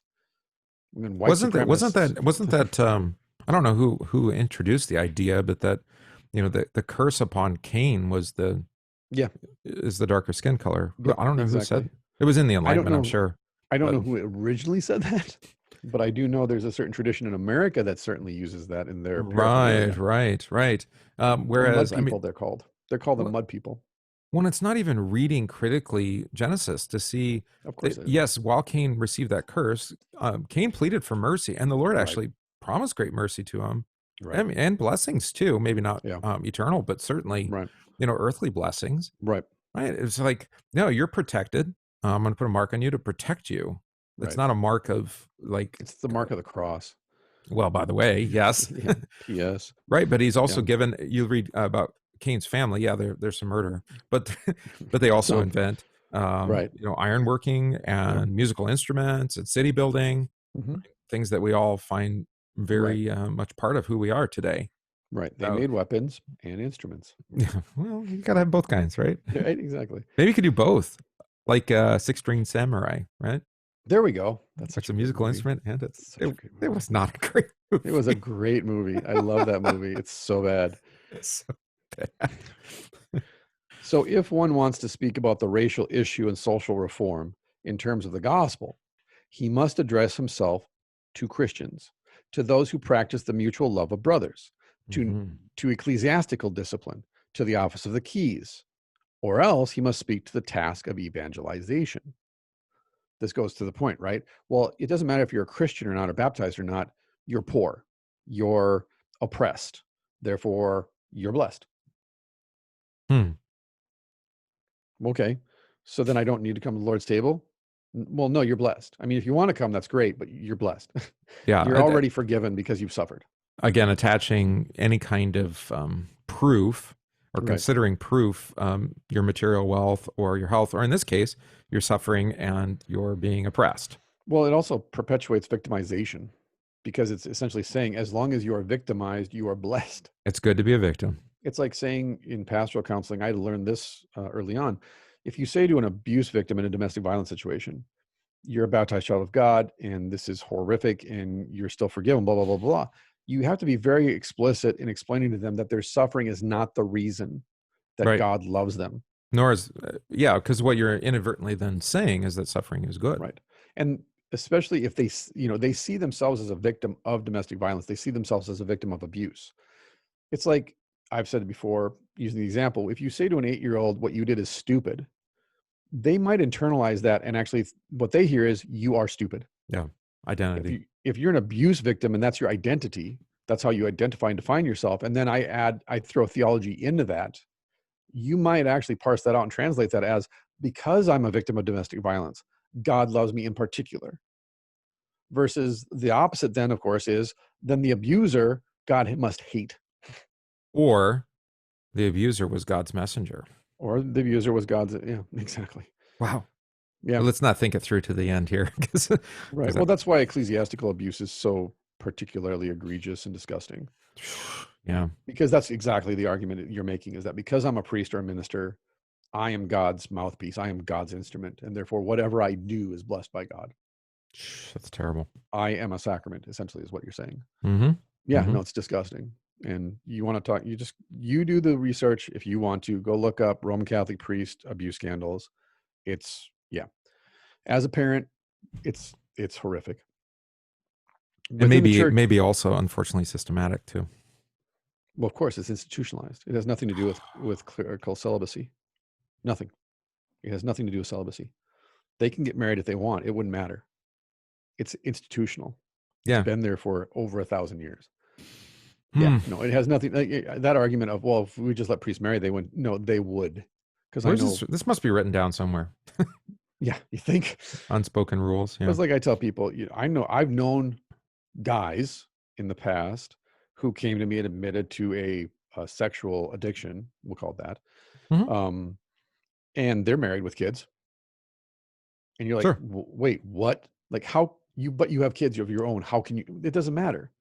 Being a parent has no relationship to a person being a pervert. No, just put it in a different box. Exactly. You just, you compartmentalize it. Mm-hmm. Yeah. Yeah. And so I think that's the danger then, is, like Korby points out, a lack of definition, lack of specificity and clarity leads to the confusion.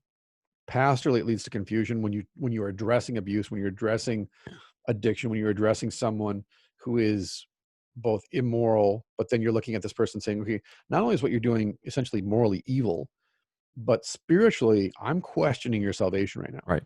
Okay. So yeah, if you've been abused, that isn't your identity, right? Right. If you're an abuser, that does actually say something about your identity. Not necessarily you are an abuser. I mean, I wouldn't. Right. By nature, though, it does reveal how sin is manifest in your life. Right. So you are a sinner. Yeah. And in abusing someone, you're actually victimizing yourself, because you're getting back from them what you want from them. It's like addiction. Yeah. By being codependent, for example, you're victimizing yourself because you're codependent. So you're like, oh, I'm happy, so you have to be happy. And then they give you that feedback, and it feeds that need that you have inside of you. And so you're literally using another person to just abuse yourself. Well, and it's like when I see like a picture of a Klansman, for example. I mean, I didn't live then, but I look at it. I mean, I know this might be taken the wrong way, but I lived in Louisiana in the early 90s. They're still around? Okay. Oh, are you kidding me? Everybody I knew on the block belonged to the Ku Klux Klan where I lived.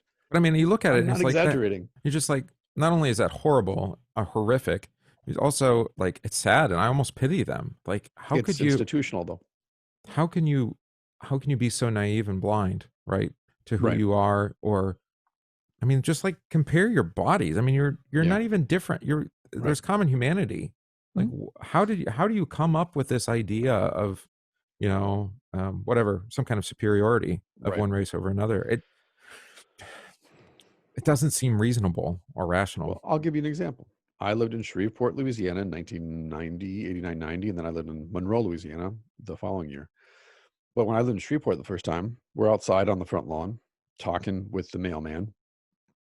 Afterward, again, nicest guy in the world, polite, just came up. Hey, just saw you two boys in the front yard, just checking in. Who are you? Why are you in the front yard of this wealthy person's house? Yeah, My friend's dad was wealthy. So we lived in his house, and it was a really nice house. In a really nice, like you could walk around 3 o'clock in the morning in this neighborhood and not have to worry about your safety. Okay. You were safe. Anyway, so we're talking with this mailman. This is where the cops live. They live in this neighborhood. No, we're above that. Like they live down the road. That's not like this neighborhood's better than their neighborhood. All right. No, it's a nice neighborhood. And so he drives away and my friend is like, yeah, that dude is in the Klan. And I'm like, what? Because again, I'm from Minnesota. I've never been to the South before like this. So I'm like, like for realsies, like that exists? He's like, yeah, absolutely. He's like, that guy's in the Klan. Those people across the street are both in the Klan. There's a Klan still? Yeah. Yeah. Like the guy who did the pool cleaning was in the Ku Klux Klan. The electrician was in the Klan. The plumber was in the Klan. Like every white person that I knew professionally that came to the house for any reason was in the Klan, except for my friend's dad, who was an ex-biker. Actually, a reformed biker who found Jesus essentially and got clean and sober. So he wasn't down with it, but he was also 6'6" and weighed like 270. So he wasn't the type of guy who was like, I'm not down for this racial stuff. And they're like, no, you have to be. It was more like, I'm not down with that. And they're like, all right, fine. We'll just leave you alone. And don't mess with him. I mean, he's biker. 100%. No, yeah, 100%. Okay. Yeah. And so when I was down there though, in 89, 90, there were race riots in downtown between white high school kids and black high school kids, white college kids and black kids at bars. There were white bars and black bars. And where I worked, outside of Shreveport in rural areas, you knew where the black communities were because they lived on dirt roads, and all the wealthy white people lived in gated communities. This is not that long ago. Yeah. 1990. No. And so again, when I was down living in Louisiana, 91 black men accidentally lynched themselves and committed suicide. Good night. In like 4 or 5 years, something like that. That's terrible. 91 black men hung themselves by accident or because of suicide. I was like, wow, that's amazing. A couple of them even lit themselves on fire after they got hung. I was like, wow, that's really suicidal. And that was the official coroner's report. Yeah. So it's anecdotal, and that's my experience. And I understand most people probably haven't had that experience or something similar to it. But going back to what we started with then, I'm using that example, but that's a part of how that's my life. That's what I've lived. I've been in Guatemala, Mexico. I've been in the South. I've experienced these things firsthand for myself. I've been called an end lover for working with black people. Like that was shocking the first time that happened to me. Wow. That's my experience though. I'm the child of a Vietnam vet. That's my experience. Your mileage is going to vary. So think about it in terms of if you're listening to me and saying, well, that's, you're just taking one side. Well, no, what I'm pointing out is my experience has shaped how I view the argument or view the conversation. And it's going to make me sympathetic one way or the other. But that doesn't mean that I'm going to automatically discount other people's opinion just because they don't share the same experience as me.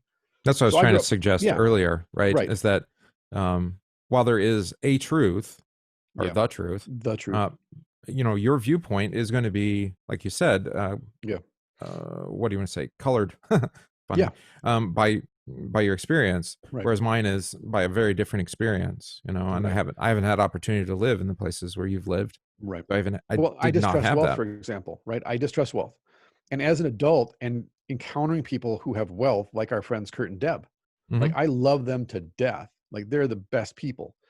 And as an example. And so when I first met them, like exception then rather than I was immediately distrustful of them, immediately, for no reason whatsoever. And then it occurred to me, once you found out what their bank account looks like, all of a sudden now they're different to you. You see them different because of the number of zeros behind their name. Yeah, but you can't help it, I suppose. Well, again, you can't help it because that's original sin. Right. Original sin is let's draw out the differences. Let's figure out how you can't help it. That doesn't mean that there isn't a remedy for it. That doesn't mean I can't stop it. Exactly. I might not be able to help the initial gut reaction to it, but I can take that step back and go, wait a minute. But to Korby's point, that's not internal, right? No. You're not that. It doesn't come from anything inside of you. It comes from outside of you. To say, wait a minute, I need to look at these people not according to their status, but rather according to who they are in Christ. Well, I was going to say in Christ, yes. Mm-hmm. If we weren't Christians, that's a whole nother philosophical conversation. Yeah, it is. But that's that tension again between those two kingdoms of, because they're my baptized brother and sister in Christ, we are in Christ. Yep. And therefore I am not to judge them this way. But that then informs how I judge everybody. Because I see everybody as someone for whom Jesus died. Mm-hmm. It does. Yeah. But it does change that. But it's not a prerequisite for being kind to other people and listening to them and respecting their opinion. No, and that's what I was trying to suggest when we said that, Christians actively involved as good citizens. Right. I think it can have an effect, a positive effect on society. I think it can bring about, because it ends up being kind of a moral underpinning then. Sure. That brings a civil or just society, or helps guide it in that direction. Right? Is it automatically going to do that? No, it actually depends on probably who's in power. Right. Well, think of George Phillips. Is that who it was? The British gentleman, George Phillips, the Phillips Bible, right? Phillips New Testament. Wasn't that it? Don't know. Are you not familiar with this? Okay. No. Just my evangelical roots, I guess. But anyways, Phillips was really interested in reforming juvenile delinquents, boys in particular, teaching them to read and write, teaching them a trade, getting them set up to learn how to take care of themselves, take responsibility for their lives. Or is it J.B. Phillips? Someone's screaming at me right now. But it's the Phillips New Testament. I hope. I'm just murdering this probably right now.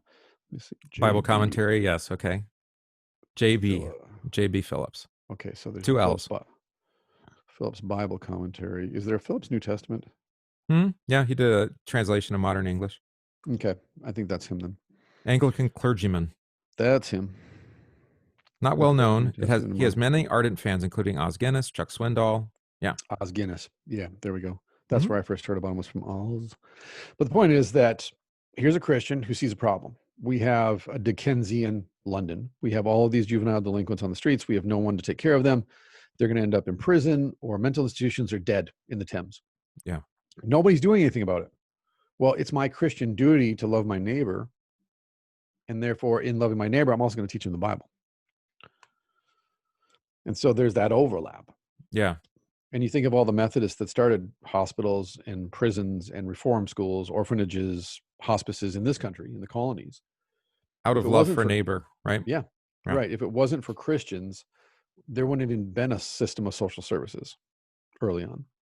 Well, think about the way the New Testament talks about caring for the widows and the orphaned, right? Because there was no social net for them, right? They didn't have orphanages. They didn't have, there weren't protections, for women. There was no life insurance or Medicaid or whatever. I mean, there was no net to catch these people, and they would literally fall through the cracks into the underbelly of society, right, and be abused and misused there. Yeah, and it, the apostles saw this and said, "This is not." I mean, it was also in the Old Testament scripture too, of course. Yeah, absolutely. Yeah, like we have to care for them, because if we don't, Ooh. Yeah, and if you want to go see something about this, Stephen Pressfield, who writes a lot about Greek history, and he wrote a famous book about Thermopylae. Yeah, he wrote a famous book about Thermopylae called Gates of Fire. It's a fantastic historical novel. He wrote Tides of War, Afghan Campaign. The Afghan Campaign is probably my second favorite book by him. But anyways, he talks about that in Gates of War, about, if your village is conquered by the other village, you might, like, one day you're the wealthiest woman in the village and the next day you're a prostitute. Like, that's how this works. Like, if they kill your family, that's how this works. It was like Gladiator, right? It's horrible. Exactly.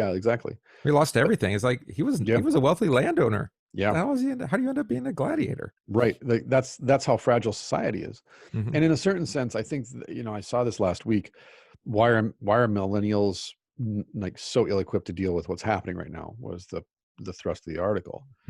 One, of course, we never want to take responsibility for how we raised our children. We always want to blame them, as if they just grew up in a bubble and all of a sudden they're just millennials. It's like, yeah, but who taught you that? Who raised you? Who helicopter parented you into this situation today? And then secondly, what it shows, though, is, like we were talking about at the beginning, and probably the first episode of this now, is there's this life of convenience you live, and a certain amount of privilege and leisure. And you just assume that the world is solid and reality is solid and consistent and you can count on it.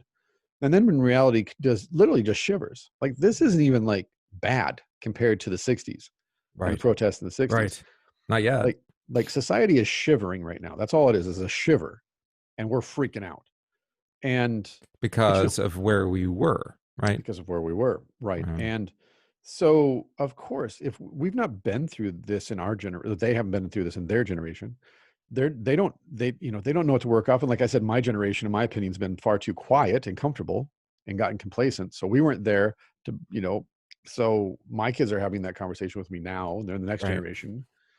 So hopefully they'll, again, correct that and bring it back more towards the middle between the two extremes. But the point is then that, like Korby's point is, I think every generation has to ask themselves the question again and ask who's watching, who's manning the wall, because I talked about this in Bible study yesterday. Let's say, okay, you're the guard, you're on the wall. Your job is to stand watch from midnight to dawn. You stare off into the darkness, waiting for the enemy to come to the darkness and invade the city. First night, nothing. You stay up all night, you're watching intently, you're disciplined, nothing happens. Night after night after night after night, nothing happens. So then you decide, you know what? I had a long day. Tomorrow's crazy. I'm just going to take a little nap, couple minutes, right? Power nap. You take a 2 or 3 minute nap. You wake up. Guess what? Nothing happened. A year later, you're in the guard shack playing cards with all the other guards because nothing ever happens. Now, and then eventually you just sleep through your watch. Like you show up for work, you punch the clock, you go, you lay down, you sleep until dawn. When do you think the enemy is going to invade? When you're least expecting it. Right. Because you're like, it's probably never going to happen. So where are we at as a church? It's probably never going to happen. We talk about it in the abstract. We preach about it and people accept Satan intellectually and sin intellectually and the evil world intellectually. But then when it actually presents itself in such a blatant manner, then we all react with shock and awe. Like, oh my goodness, I can't believe this. How is this? What is this? It's the wrath of God. We're being repented. Well, this is terrible. The wrath of God usually is. Of course, it's like a big surprise there. From my reading, it's pretty bad. But are we being repented into the cross or are we being repented back towards each other? That's the question. Yeah. Because you see what happens when we're repented towards each other. It's just law upon law upon law. It doesn't get better. No. It just gets worse. So Korby, then there ought to be far more energy, prayer, and ingenuity devoted to living the hallowed life and hallowing life in the community. Making holy. That's how I would say it today.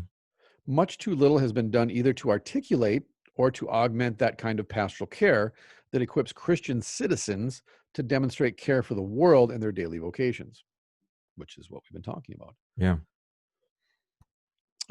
Much more needs to be said about using in holiness forms of political action, opinion formation, economic sanctions. Wherever the church is present with pastors, teachers, and theologians, expressing their proper crafts, the disclosure of the dynamics of wrath and law must not be ignored. There you go. Similarly, the church should not neglect to train Christians in skills of seeking the righteousness of the city. We talked about that. Philosophy, vocation, bringing the cross for your neighbor. Wherever the gospel is spoken, one must also talk about moderation and suffering with joy. There it is. We talked about the dangers of suffering being salvific. Yeah. Be joyous about your suffering because you're like the apostles. You're like Jesus. That's true. You are chosen to suffer, but that's not what saves you. Yeah. Well, especially if you're suffering because of your own stupid decisions. Yeah, there is that too. Yeah. not external applied to you, but just because you're an idiot. I suppose that's also a blessing in its own way, right? Ignorance is bliss. Yes. No. I mean, it demonstrates to you, the futility of your actions and true story. Yeah. I only know what I don't know, and that's a lot. And such all the moderation things you learned through your mistakes. Yes. Right.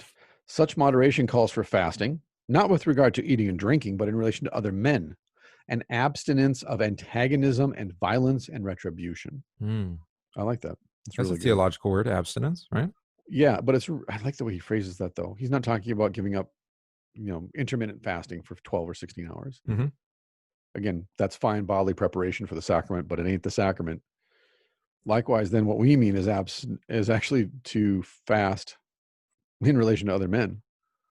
Stop antagonizing each other. Stop being violent. Think about all the times the Bible talks about controlling your tongue. Or Jesus says, it's not what goes into your mouth that defiles you, it's what comes out. Comes out, right? Right? I mean, hold your tongue, even if your heart is wicked, which of course it is. You are a sinner. The Spirit brings moderation, self-control. Actually, I don't like self-control. I'd rather translate it self-discipline. Right. No, I agree. That's a fruit of the Spirit. Right. And it's only by the Spirit that your tongue might be restrained, God willing. Exactly. We pray for that. Right. Like the one gate that you fight the most to keep open is your mouth. Well, at least, I mean, yeah. I do 2 podcasts. So. I know. How many podcasts could we do critiquing social media? But there it is again. Yes. Irony. Just don't say anything. You don't have to say anything. You don't have to have an opinion, said everybody on the internet. Isn't it ironic, actually, as an aside? To me, it's rather ironic that we can communicate with each other more than at any other time in history. There's more opinions flying around than at any other time in history. And yet there's more people than ever who want to get rid of the First Amendment. Like they're anti-First Amendment, but they believe they should have their own YouTube channel. They're on TikTok and Snapchat every day. They have 5 different social medias. They're only against the First Amendment for everyone else. You disagree with them. Exactly. That's what I'm saying. Because I'm right. Right. I don't need the First Amendment because I'm right. It's crazy. It's crazy. Trying to empty the ocean with a teaspoon. Moderation is not so much a friendly or nice attitude of mind as it is rather a joyous composure that can bear suffering and injustice with an equanimity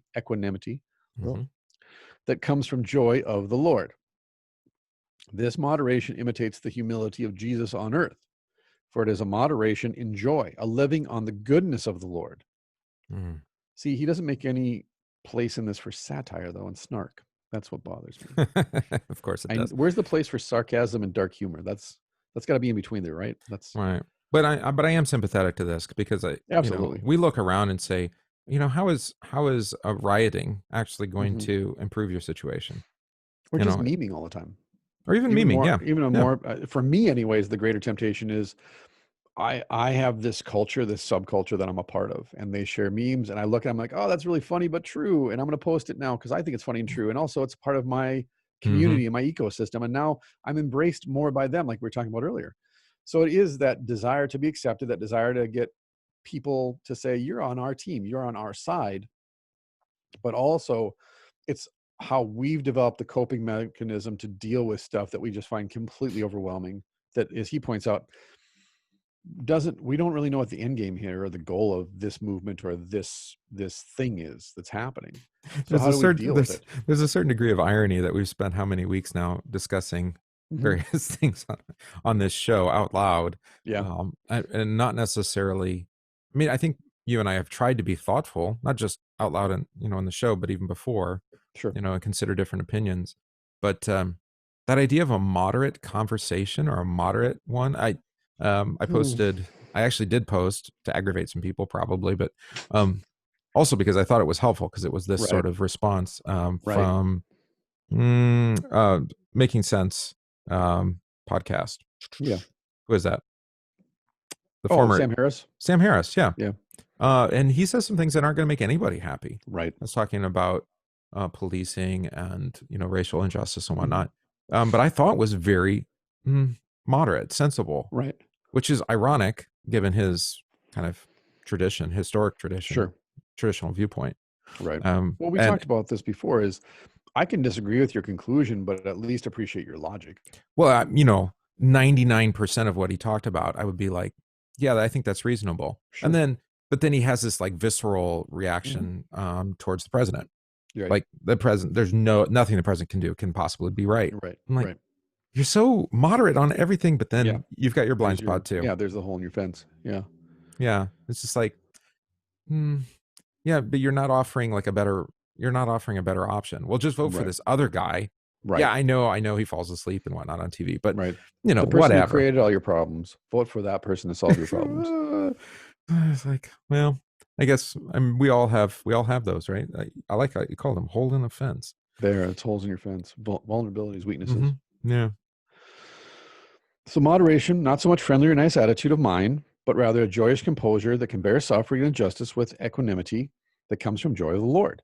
This moderation imitates the humility of Jesus on earth, for it is a moderation in joy, a living on the goodness of the Lord. Mm-hmm. It restrains the passion for vindictiveness and wills by patient practice to live in good toward both enemy and friend. Such moderation will not, on the basis of legal rights, push itself to moral wrong. Just because it's legally right doesn't make it morally good. Think about Jesus. I mean, did he have every right to defend himself as he was put on trial? Sure. Did he? Well, why didn't he just end slavery? I mean, sure. Wasted opportunity. Just saying. Right. Uh-huh. But I mean, you can bring up that argument because it's been brought up in relation to other political topics. Well, why didn't Jesus say this about this, or why did he do this if he was really God? You can say the same thing about slavery. Why does Paul perpetuate slavery in Philemon? He's like, well, yeah, but he wanted to. No, listen, it's a different kind of slavery, but yeah, right. Exactly. That's what I'm saying, though. Like, that's your excuse. You can equivocate, like, yeah, but he's pushing for a different kind of. Who do you want to be slave to? The banks or towards the person who you actually owe money to? Right. I could see the advantage of actually indenturing myself to the one I owe money to rather than 100% some kind of bank. Right. At least they might actually treat me like as a human being, like the financial institutions. As an unbeliever, and we were talking earlier about being experts because you're on social media. The number of friends of mine who are not believers who have become biblical exegetes and theological scholars in the last month, lecturing me on what the Bible says about love and race. Yeah, I'm just like, dude. Like, well, I mean, you're looking for some kind of authority, right? Because the authorities have really, some of them dropped the ball on this one. Well, I always laugh. I'm like, hey, have you read the book of Judges? Nobody reads the book of Judges. I know, right? Judges, especially and Joshua. Listen to the 40 minutes in the Old Testament. Listen to the last, well, I don't know, it was last month when they got to the end of the book. And it's like, it's rough. Yeah, this is horrific. Even for people who have read Judges, because we bring that up all the time now in reference, because when we got to the end of Judges, those last like 4-6 chapters, like, again, people that have grown up in the church their whole life, when we read those last couple chapters about the prophet and the concubine and stuff, and the war, they're like, I did not know this existed in the Bible. I'm like, this is rough. This is no, there's priests for hire. Yeah. Priests for hire who, again, let their concubine be raped all night long and then just use that and go, hey, get up, get dressed, we're leaving. He literally says that to her. I know. And then uses that as a pretext to start a civil war so he can get a better job the next village over. Like, that is rough. And then that's in the Bible.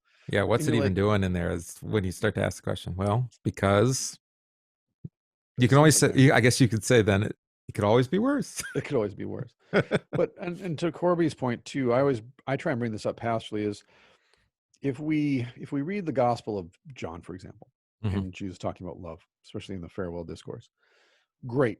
But I prefer then to put that in the context of Judges, for example, right? Because we still have to raise this question of the law and vocation. And I know we want to be slappy, clappy, emotional over here about love, and let's just love everybody and get along. But Judges, in my opinion, Judges is a much more honest depiction of the world and what happens when power goes unchecked, relationships when we become overtly tribal, even though we're from the same family, essentially. Right. The judgment against sin, death, the devil, against this world is one of the ways that God in Christ manifests his love. Right. As that this isn't forever. Can you imagine? I mean, that would be like going back to the garden, except you're sinners and you're dying forever. Yeah. That'd be fantastic. I think God deals with that, something about living forever. Yeah, right. I thought that was Highlander. Right. That's when Eve kills Adam and says there can be only one. Yeah, and then Queen kicks in. That's right. Here we are. See, now it's there. Now I'm gonna. Okay, we derailed.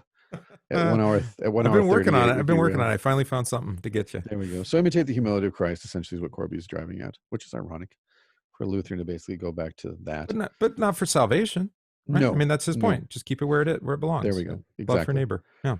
So these are good. Live in good towards both your enemy and your friends. Such moderation will not, on the basis of legal rights, push itself to moral wrongs. Again, just because you have the high ground doesn't mean you should start a fight. Right. If Anakin wants to charge uphill like a moron and get his arms and legs chopped off, that's his fault. Just saying. That's his fault. I can't believe you quoted a prequel. I did it just because I know Brown. Man, I can't even remember that movie. I was scarred by it. Therefore, it's like ingrained in your memory. It is, yeah. There was a lot of fire. A lot of fire. A lot of choreographed prancing around lightsaber duels there. Ugh. Such moderation is born only of that life that is hidden in the gracious will of God and faith. If in the hostility and threats of men, a man sees nothing but God's wrath with no hope, then most surely he will respond with wrath, hostility, and threats. There we go. Violence begets violence. What's happening with the riots? God's wrath is coming up off the streets. There's no gospel. Therefore, hate begets hate. Violence begets violence. Exactly. Mm-hmm. Yeah. No hope.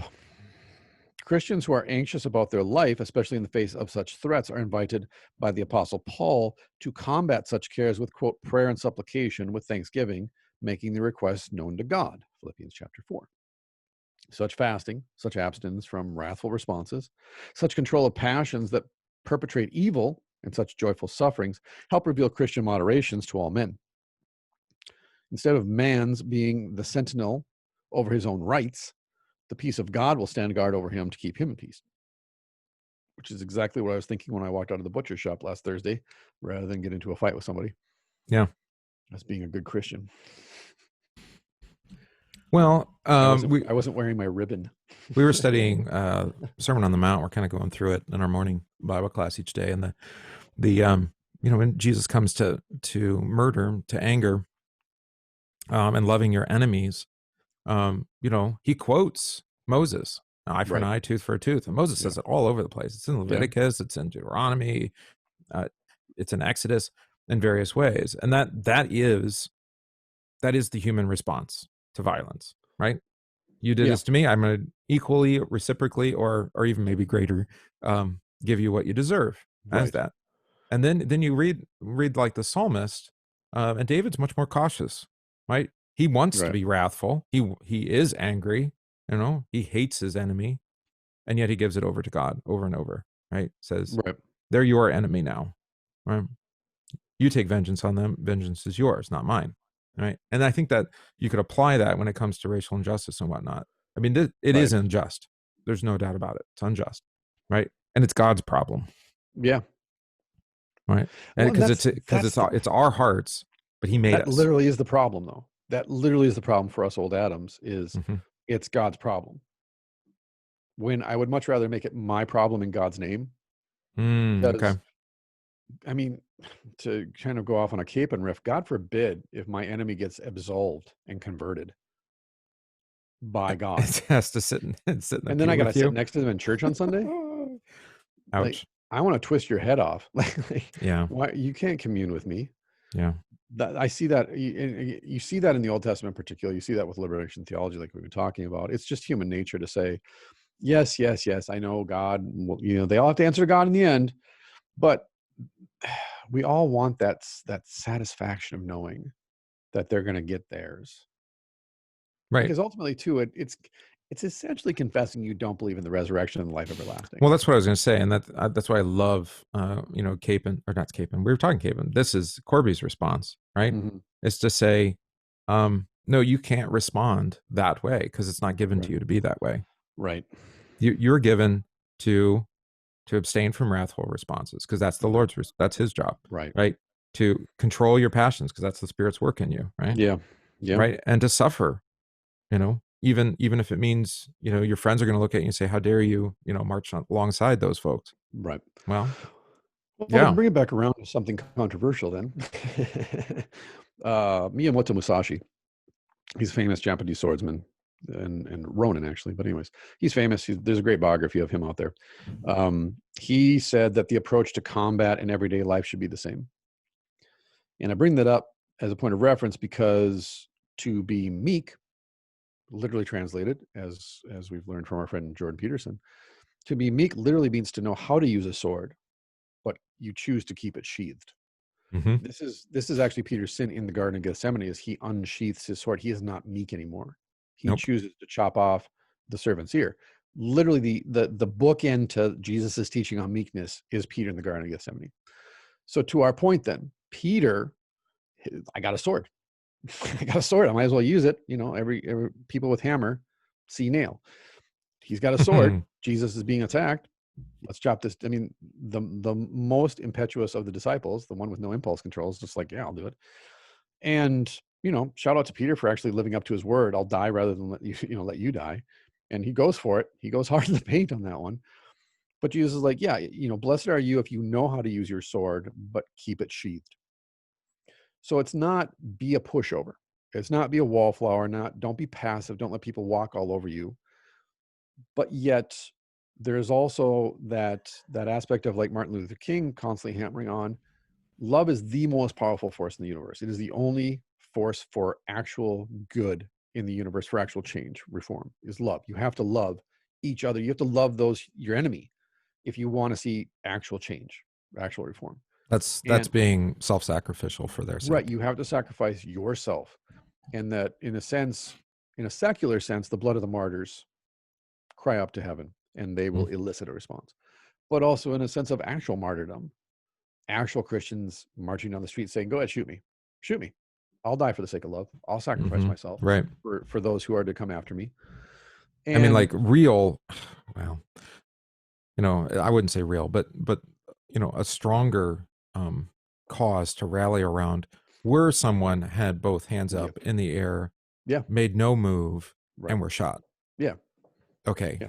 Now that really, I can rally behind, like, that's unjust. Yeah. Right. Yeah. Exactly.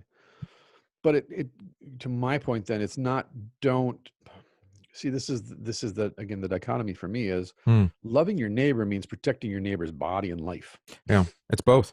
At any cost, while simultaneously saying, I love you so much, I'll kill for you to preserve your life, but I love you so much, I'll die for you to preserve your life. Well, ironically, you can't kill for them if you're dead. So, so it makes it a little challenging.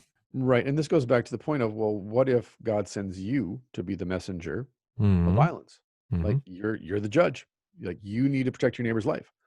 And to use a practical example, then, as if any parent would tell you, there's no way I'm going to just roll over and ignore my child when they're being attacked by a dog or a human being or another child. Like, I'm not going to just sit there passively and be like, oh, well, God will take care of this. Well, that's just, that's the kind of thing that happens. Right. Versus, well, no, your actual vocation given to you by God is to get up and actually stop that from happening.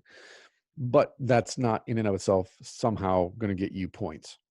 No. And like we were talking about earlier, I mean, you can't do it in a purely reasonable, rational, moderate kind of way, because you're going to, I mean, this is flesh your flesh, right? So you are going to have some emotion.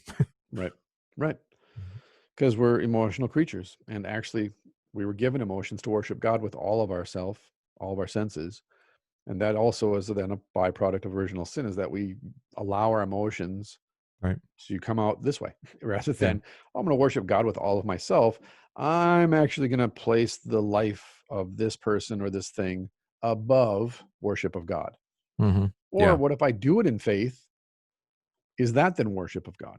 Dr. Luther famously said, whatever when you go to your work in faith, you're worshiping God. Is that true of a soldier? Is that true of a police officer, a SWAT team? I don't know. I know I'd have to. I'd say yes.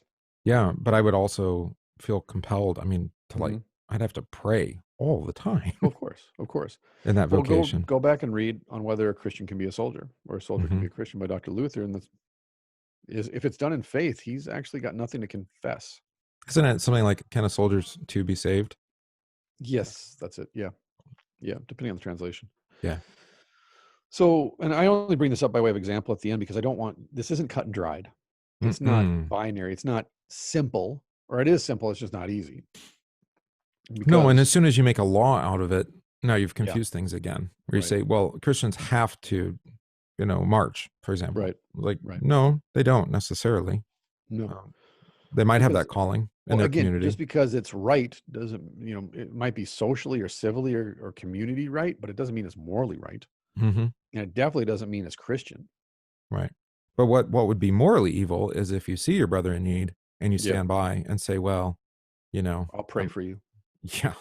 Okay. Right. No. Again, my house is on fire right now. I don't need you to pray for me. I need you to help me put the fire out. Yeah. Or do you hear that guy saying, I can't breathe, right? Right. Right. There's a time for prayer and there's a time for action. Mm-hmm. Now we're called to wait on the Lord for him to distinguish for us, determine for us which is going to happen. Morning prayer, for example, on Sunday mornings. That's a time when we say, okay, for the next hour, we will be engaged in prayer and praise. We set that aside. That's what we're going to do. But then you go back into your vocation. Now you can pray in your vocations or not. Right. You can act in your vocations or not. But ultimately, you don't get to determine for yourself how that spins out. Nope. Because you're a sinner. So I know and point, like I was thinking about this when we were reading this. So I have 3 Instagram accounts, one for the Warrior Priest podcast, one for my author page for this stuff and the 1517 Christ Hold Fast work, and then my own personal page, which is basically just me being sarcastic and posting mixed martial arts stuff and pictures of my kids. So I can get away with being theological on one page, being stoic on another page, and being snarky and sarcastic on a third page, which is not only hypocritical, it's like hypocritical. It's like threefold hypocritical. Yeah, no. Because I am I'm curating my social media profiles in such a way that I can say, well, over here I'm this guy, but over here I'm that guy. Well, none of them are purely representative. Of course not. Of course not. But that's what we do. And I'm just using it as a more explicit point. I can do that. And then I can kind of compartmentalize my social output and say, well, over here, sarcasm, but over here, they wouldn't appreciate this. So I'll post a Bible. Can you imagine how 2-dimensional people really were if their social media accounts actually represented the whole person? Right. It's just, every day is a picture. They were like cartoon characters almost. Yeah. But that's this to the point then that we're constantly bombarded and we're indoctrinated with messages that push us one way or the other way, pull us one way or the other way. And that message may actually come clothed in Christianity or Christianese and seem on the surface to be perfectly, like we talked about. If you're poor and you're struggling and you're oppressed, liberation theology is going to appeal to you. You probably will then not take the next step and ask, why is this Marxist ideology in my liberation theology? Yeah, I was going to say it'll appeal to you for a while until the bottom falls out of it. Well, or as I saw, when those who are oppressed revolt and become the oppressor, yeah, because they become the avenger.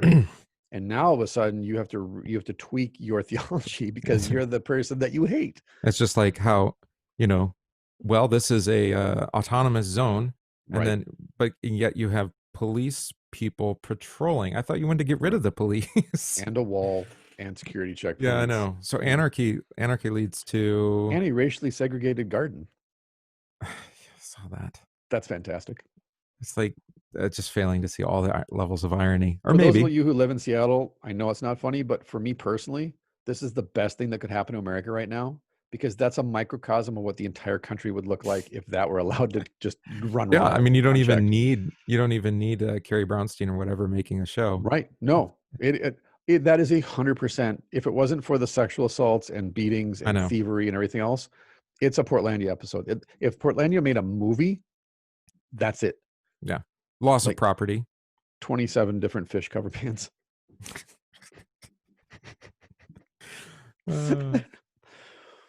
Yeah. I laugh because it's so absurd. It's not funny and like, ha. It's funny, absurd. Like, I can't believe we're here. Well, but I think there will be, well, I hope that there will be some reasonableness that comes out of it. People will look at it and say, okay, all right, that's too far. We'll go back and look at the occupation of Alcatraz in the 60s by the Native Americans, for example. I don't even know about this. Alcatraz. Yeah, they took Alcatraz. They occupied it for a while, like a month, maybe even longer. And in the end, the government went in and gassed them and drove them out and stuff like that, and they were arrested. And there was bad stuff that happened. But go back and look at, because there is a point of reference for us in history for these things. Like we were talking about before we hit record, racism is essentially invented by the Enlightenment. Racism as we know it today. Because German anthropologists and French Enlightenment philosophers basically had to figure out a way to justify slavery. And so the myth of the subhuman man, the black man subhuman. Therefore, we're not really selling people, and therefore they can't really be Christian or God's creatures. We are self-justifying people. Oh, we're so good at it. Mm-hmm. So good. That's why social media is so popular. We can be whoever we want to be, day to day. And we can prove it. And we can prove it, exactly. But there's always a point of reference, and whether you agree or disagree, go do your homework. This is the thing, and I'm going to be the grumpy old man for a second. Talking with friends who are millennials, I am just stunned by how little you people read. Like, read history, read lots of history. Like, I've been talking with people, I'm like, oh, they'll say something like that. Where'd you get that from? Like, Frederick Douglass? Like, who? I'm like, oh, really? Really? Like, you don't know who Frederick Douglass is? Well, What? and even if Because they they're not. do, it's like Yeah. you're not going to learn from other people's mistakes because you have the, Yeah. what do you want to say? Not pride, the arrogance to think that you can do better. Sure. That You too, know, for sure. we can do better than Marx and Lenin, I'm sure. Well, actually, Right. they were Like, really we'll do it successful this for a time. while. But go read the Marx Engels Reader. Go get it off. Read the Marx Engels Reader. You're going to find out a lot in the reading of it, whether you agree or disagree. Go read that stuff. Go read your history. Go read the Bicycle Diaries of Che Guevara, and stop wearing his T-shirts. Well, you'll see why it's so appealing too. You will, Mm-hmm. because it was appealing to me in my 20s. Yeah. I get it. I was there. But I'm, again, grumpy old man. It's just like, read your history, know your history, like the Alcatraz takeover. Go read about that and ask yourself, okay, or go read about Occupy Wall Street, by the way. Go read Occupy Wall Street. It's That's very our similar. generation. Very similar. Very similar. And now that we're far enough away from it, we know how they twisted the narrative within Occupy Wall Street to cover up the sexual assaults and the thievery and the beatings and all the really horrible stuff. Well, they weren't even on the right street. It wasn't supposed to be Wall Street. Right street. Exactly. It ended up being Wall Street, and it was supposed to be the agent provocateurs that the government sent in there to actually stir up rioting so they could go in there and arrest them. Like, that's all been proven now. Like, there's a lot that happened there. Independent media kind of exploded out of that event. There are a lot of independent media that came from that. So a lot of things came out of Occupy Wall Street. But when you talk with folks today, they don't really know about Occupy Wall Street. But again, that wasn't that's that my long fault. ago. I know, but we don't talk about it. Unless you watch Rage Against the Machine videos, you're probably not aware. I suppose. Or like the International Bank and the World Monetary Fund met in Minneapolis, St. Paul when I was in college. I remember and there was rioting, and it was terrible. And agent provocateurs were sent in, and Alex Jones of all people proved it. And these government agents were breaking windows. They were throwing garbage cans at police. They were throwing rocks at police and stuff like that to start so the police could then come in and arrest all these people and clear all these protesters. That happened in the 90s. What happened? Why isn't that taught? Right? Like, I was taught Frederick Douglass in school. I was taught MLK in school. I was taught Malcolm X in school, and Booker T. Washington and George Washington Carver. Like, I was taught all these people that I learned in elementary school. Like I said, it was a different time, obviously. Mm-hmm. So I am the grumpy old man now. I get that. But it's just, to me, it's remarkable that is one of those components that's been slowly and systematically taken away from younger people, is exposure to, like, I was talking with my friend last night. My high school librarian was a Green Beret in Vietnam. Just this little dude. Like, if you looked at him as a high schooler, you're like, if there's anybody in the school that I could take in a fight, it's this guy. He was like 5'4", 5'5", like 145 pounds. He was but he was a Green Beret. Once you find that out, you're like, oh, Mr. Dreschler's a badass. But every time, he liked me. So every time I would come to the library, he would hand me a book and say, you need to read this book. So that's how I learned about Eugene V. Debs, who, if you're not familiar, ran for president as a communist, was jailed, and then got 1 million votes while he was in jail. It's important that you go back. I was talking with my friend about this then yesterday. Go back and study socialism, communism, and anarchism and Nazism in the 20s and 30s in the United States. If you think today is crazy, go back and look at what was happening after the First World War up until the Second World War in the United States. Even somebody like Charles Lindbergh, right? Yeah, right. Like, it was a political free-for-all during the 20s and 30s. You had anarchists running for Congress. You had Bolsheviks taking over Hollywood. You had socialists and Nazis, and like, the largest Nazi rallies in the world at that time were in the United States. And they filled Madison Square Garden. And there was rioting, and there was looting, and there was protest. The unions, by the way, like, all the Scandinavian immigrants really pushed hard for those unions at those times, in the mining towns and the logging towns and so forth. Like, you saw, like, Scandinavian forms of socialism coming out in those unions, which changed after the Second World War, obviously. But like, the 20s and 30s were a really volatile time in America. And again, I was thinking about this in relation to the movie 1917, that we don't really pay attention to World War I, and yet it was so horrific because it was a modern war that they had to catch up to. Like, it started off as a very pre-modern kind of type of warfare, and then within a year or 2 years, it became a modern war, and that's why it was so devastating. And today, then, because we haven't been through that stuff, what's happening today seems traumatic. Yeah. So then, as Christians, what do? Well, we read Herman Saze, who served in the trenches in World War I. And yet, look how he came out of that. He didn't come out a social reformer or a moral reformer. He didn't say, well, in order to save Europe from this plague that's descended upon us and God's wrath that's come out upon us, we've got to do, well, then Hitler comes. Yeah, right. And he's a German, Saze. So he's a German during Hitler's reign. And it's interesting as a point then, does Saze really talk that much about the Jews? I don't really remember him talking a lot about the Jews. No, I don't either. Like, he doesn't address it very often, does he? If at all. And I bring it up as a point of comparison then, that whether he was aware or not, and I'm guessing you had to be somewhat aware because he himself was under constant threat of arrest and banishment. That wasn't his focus as a university professor and as a preacher. No. Again, I'll knock him for that. Yeah, and also the propaganda machine was pretty good at yes, 100%. Well, and you didn't have WikiLeaks, that's telling you what's really happening. Right. Oh, and that happened today. Oof, that was WikiLeaks. Yeah, you didn't have that. And therefore, with Goebbels and the propaganda playbook that we still use to this day, it was easy to cover that stuff up and hide it. Yep. And yet, the response of the Christian church at that time was, some Christians took Hitler's side, either because they thought he was right or because they just self-preservation. And there were others who didn't, like Bonhoeffer and Saze and Hans Ewand and others, who ended up in jail or hung. Or they didn't think there was maybe even a theological necessity to respond. Right. Like, there were a lot of people on the Erlangen faculty where Saze taught, who they were brown shirts so they could keep their jobs. But it was it was politically expedient. Right. Or the woman that I took care of in the nursing home, who became a member of the Hitler Youth, so they got extra food vouchers. Like, that's just how they survived. She didn't believe in the cause. She didn't even know what the cause was. That's what I was going to say. They don't even know what it means. Yeah. And so, at the present tense, then, to kind of bring this to a conclusion, I think it's important to take into consideration, like we talked about, this is messy stuff because this is sin and salvation. And this is Christians who are also neighbors. We're in the world, but not of the world. And in church on Sunday, it may seem easy to come down on a very hard black and white answer to these questions. But then you got to go live. Yep. And living ain't easy. So the point is, you come back into the Lord's house and you say, bless me, Father, for I have sinned. You say, Lord, forgive me because my sins are too great to number, whether you're aware of them or not. So is the answer, well, I have to get out there and I have to be vocal and I have to protest and I have to call down the wrath of God on these people?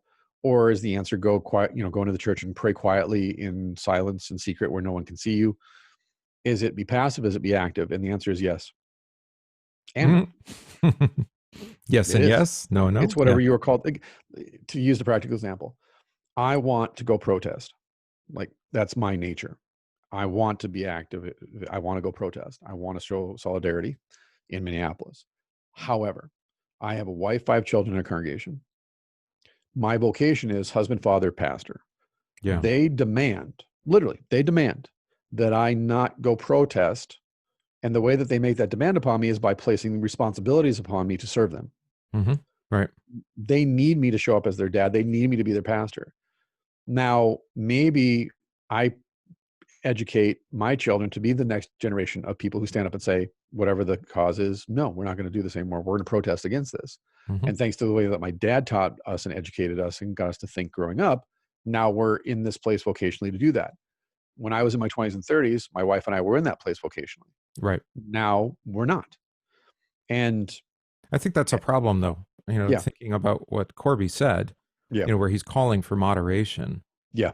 That is, controlling your tongue, right. And your passions. That's actually easier for you and I to do, old men. Sure. We just don't have that fire, and also that. Well, no one listens to us. That helps. Well, and I think that's the problem is like, where are the moderate voices, that can speak reason where are the that thought leaders? Well, yeah. And that can bring some, well, some calm, Yeah. to the, calm consideration and, Right. But justice demands a verdict immediately. And it doesn't even actually matter right now if it's right or wrong. No. It just, we got to have action now. Yeah. Well, but it still goes to the point. If God wanted us to have those, it's like the proverb says, you get the leader you deserve. Yeah, God gives the leader you deserve. So if we don't have thought leaders, it's because we don't deserve them. If we don't have a calming voice standing up and saying, calmate, and everyone's just like, see, calmate. That's because the Lord doesn't want us to have a calming voice. Let's have a fireside chat. Yeah. Let's just have a fire. Essentially, that's what we got right now is a fire. We don't have a fireside chat. And some clowns. A lot of clowns. Yeah, you invite the circus to come to town. Expect some clowns. Yeah. And so I'm going to have a conversation tomorrow morning with someone about this. They're struggling with it. And it's like, again, there's going to be a time where there's fire, and there's going to be a time where there's fireside chats. Now is not the time for a fireside chat. Now, you and I can have those. We are having them right now. But it doesn't mean that people are going to listen. No. Or it doesn't mean that people are going to listen and then turn their backs to us and ignore us and say, well, you're the problem because you are not doing X, Y, and Z. You're refusing to act, or you're not acting, or not acting in the way we want. The flip side, going back to Chapelle, people accuse Chapelle of inspiring rioters by basically saying, you brought this on yourselves. Yeah, he called for violence. I heard that. Yeah, he called for violence by saying, well, you keep doing this eventually. I was like, I'm not quite sure he called for it so much as he's just pointing out to the fact that, the wrath of God is literally upon us. Right. Or the reality of human nature, which he's a pretty good student of. Right. Mm-hmm. And in the end, then, what are we called to do? And that's Korby's point. What we're called to do is we have to exercise moderation. We have to control our emotions. But we also can't just double and triple down on the facts and say, well, the facts say this, so therefore I'm not going to do anything. Or the facts say this, so I'm going to act. Maybe you'd say it this way. Maybe say it this way. The church is patient, but she's not silent. Yeah, exactly. The sect can never wait, right? Yeah. Faction, the mob can never wait. They want, like you said, they need justice now. I don't even care if it's justice or vengeance. I just want a verdict. That's the mob throughout history. Yeah. And so therefore, the one who calls for moderation, in my opinion, the one who calls for moderation will always then be ostracized and vilified. And suffer for it. Yeah. And suffer for it because you're standing up for the capital THE truth. Which is that we're all made by a creator, and we've all been redeemed by Christ. Right. If we'll only receive it. Yeah. Right. Like, how do you look at another person who is of a different color or has different kind of hair or has a different body type and go, yeah, you're not human. You're damnable. Just because of their optics. I don't know how you do it. Like, you're not going to wait to judge their character.